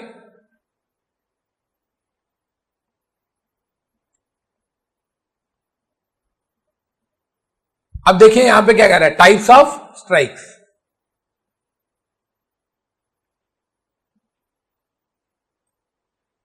गो slow strike, Bharat sugar mill versus Jaisingh, यही बताया था मैंने, it is not a strike. Hunger strike, भूख हड़ताल। Stay in, sit down, pen down, tool down, strike. Sympathetic strike and work to rule, यही बताया था ना पांचों, डन, चले आगे। लॉकआउट, लॉकआउट मतलब suspension of work by employer, employer ताला मार रहा है वो लॉकआउट है। देखो नो लॉकआउट इफ, सेम देखो पॉइंट्स आ गए, अगर केस आर्बिट्रेटर के पास पेंडिंग है, लेबर कोर्ट में, कॉन्सिलेटर के पास है या जजमेंट वगैरह आने वाली है, सेम बात आ गई। तो जब जब केस पेंडिंग चल रहा है या जजमेंट आने वाली है, आ चुकी है, तो भाई जिन केसेस में स्ट्राइक नहीं हो सकती उनमें लॉकआउट भी नहीं हो सकता, दोनों के पास फर्दर अपील वाला ऑप्शन अवेलेबल है। डन जी, जवाब दो। HAL employees union versus presiding officer, इसमें जजमेंट आई थी अगर लॉकआउट जस्टिफाइड है तो काय का कॉम्पनसेशन, अगर लॉकआउट इज जस्टिफाइड तो कोई कॉम्पनसेशन है, कोई सैलरी वैलरी नहीं मिलेगी। एक बार ऐसा हुआ था इस कंपनी में, क्या हुआ था, ये प्रिसाइडिंग ऑफिसर किसका है, लेबर कोर्ट का। एक्चुअली लेबर कोर्ट के प्रिसाइडिंग ऑफिसर ने कहा था सैलरी दो, और इसने ऑर्डर दे दिया सैलरी दो एम्प्लॉयर को। तो फिर पहले एम्प्लॉइज, ध्यान से समझना पूरी बात, एम्प्लॉइज थे और लेबर कोर्ट थी। एम्प्लॉइज चले गए लेबर कोर्ट के पास कि हमारे मालिक ने हमें तनख्वाह नहीं दी, ताला मारा हुआ तनख्वाह नहीं दी, ठीक है। और एम्प्लॉयर जो था उसने प्रूफ कर दिया, माय लॉर्ड अगर मैं उस दिन ना मारता ताला, ये लोग तो मेरी जान ले लेते, ये लोग तो उल्टा भागे मेरे को मारने के लिए, मैंने अपना ऑफिस अंदर से बंद करवाया, ताले मारे और अंदर बैठ गया, और उसके बाद मैंने ताला खोला ही नहीं। समझ आ रही है बात, मैं 10 दिन तक अंदर ही बैठा रहा, 10 दिन तक वो एम्प्लॉयर अंदर बैठा रहा। क्यों अंदर बैठा रहा भाई 10 दिन तक, एक्चुअली में उसका वो था, क्या नाम है, वो नहीं होता यार अपना फूड प्रोडक्ट्स नहीं होते, उसकी फैक्ट्री थी, तो फूड प्रोडक्ट्स की फैक्ट्री थी, कोई दिक्कत ही नहीं थी, अंदर खाना पीना सब कुछ था। 10 दिन तक उसने ताला मार रखा अंदर अपने आप को बचाने के लिए। बाद में उन्होंने कहा माय लॉर्ड इससे 10 दिन ताला मार के रखा, हमें नौकरी नहीं दी, दिलवाओ। उन्होंने कहा माय लॉर्ड मैंने ताला इनके काम के चक्कर में नहीं, अपनी जान बचाने के लिए मारा है। तो आप बताओ क्या ये वैलिड नहीं है, वैलिड है, जस्टिफाइड है, कोई तनख्वाह नहीं मिलेगी आपको। समझ आ रही है बात, उल्टा तनख्वाह नहीं मिलेगी, उल्टा तुमको भी जेल भेजूंगा क्योंकि तुमने इलीगल काम किया, तुम वायलेंट हो रहे थे, राइट। समझ आ रही है बात, डन। ये तो हो गया। इलीगल लॉकआउट है तो 1000 रुपए तक का फाइन, 1 महीने तक की सजा मालिक में, डन। ये छोड़ो, वो वहां तो 14 साल का कॉम्पनसेशन हो गया। इलीगल लॉकआउट 14 साल बाद ना एल्सन कॉटन मिल्स में, सोच के देखो कितना नुकसान हुआ उसका। कह रहा है इंक्वायरी ऑफिसर पता लगाएगा ये कि स्ट्राइक और लॉकआउट कैसा है, मतलब ये लीगल है या इलीगल है, जस्टिफाइड है अनजस्टिफाइड है, ये कौन देखेगा, इंक्वायरी ऑफिसर देखेगा। फिर ये गवर्नमेंट को रिपोर्ट देगा जाके, उसके बेसिस पे पता चलेगा तनख्वाह देनी है या नहीं देनी है। आपको पता है एक चीज सुनो बड़े ध्यान से, क्या कभी कभी ऐसा होता है, कितनों के घरों में देखा है कि मम्मी पापा की लड़ाई हो गई, हाथ खड़े करेंगे, बी ऑनेस्ट। बाकी लोग जो हाथ नहीं खड़े कर रहे, मैं नहीं मानता कि मम्मी पापा की लड़ाई नहीं होती कभी, हाथ खड़े करो, कितने लोगों ने देखी है, देखिए, राइट। सत्यम जी आपने भी देखी है, किस बात पे होती है, कौन जीतता है, पापा ही जीतते हैं। कितनों के घर में मम्मियां जीतती है भाई, मेरे पापा जीतते हैं लेकिन मेरी बीवी जीतती है, ठीक है जी। होता क्या है, ध्यान से समझना, कभी आपने ऐसा भी देखा होगा कि पापा से गलती हो गई, कभी देखा होगा मम्मी से गलती हो गई, कभी ऐसा भी तो होता होगा कि दोनों की गलती थी कुछ कुछ बस, मानते हो ये चीज? क्या ऐसा कभी यहां नहीं हो सकता कि 1 महीने के लिए ताला मार दिया मालिक ने, बाद में प्रूव हुआ कि जितने एम्प्लॉयर की गलती थी उतनी एम्प्लॉयज की भी गलती थी? हाँ या ना? दोनों की 50-50% गलती, तो अब क्या होगा? तो आधी सैलरी ले लो। ये जजमेंट आई हुई है कि if employer and employee both are responsible for cessation of work equally, right, and the work was ceased for 1 month, then 15 days salary will be provided to the employee. समझ आ रही है बात? जितना गलती मालिक की है उतनी नौकरों की भी है। तो इस तरीके से जितने दिन के लिए लॉकआउट या स्ट्राइक हुआ था उससे 50% आधी तनख्वाह ले लो, क्योंकि आधी गलती आपकी और आधी गलती मेरी है। क्लियर है बच्चे? चले आगे, जवाब दो। डन। तो यहां पे हम लोगों ने अभी तक क्या पढ़ लिया?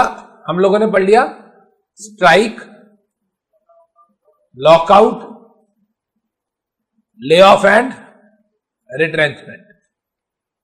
इन चारों में कोई डाउट? कब कब रिट्रेंचमेंट नहीं माना जाएगा? कोई जवाब देगा? एक बच्चा हाथ खड़े करके।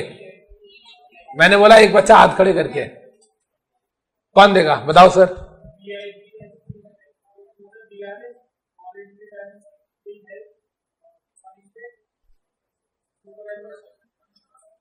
Non renewal of contract. Done.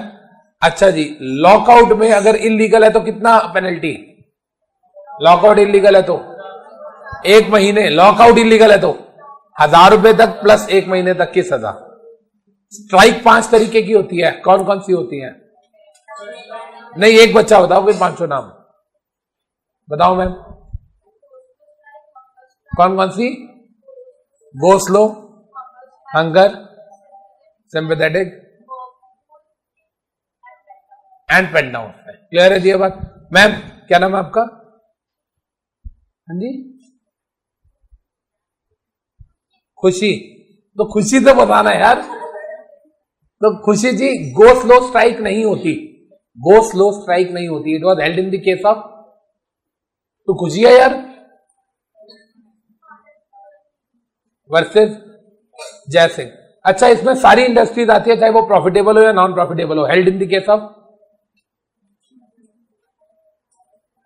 Chapter का पहला जजमेंट था ना कि इसमें चैरिटेबल नॉन चैरिटेबल सब आती हैं। कौन से केस में हुआ था? Bangalore water supply and sewage board versus Rajappa and other.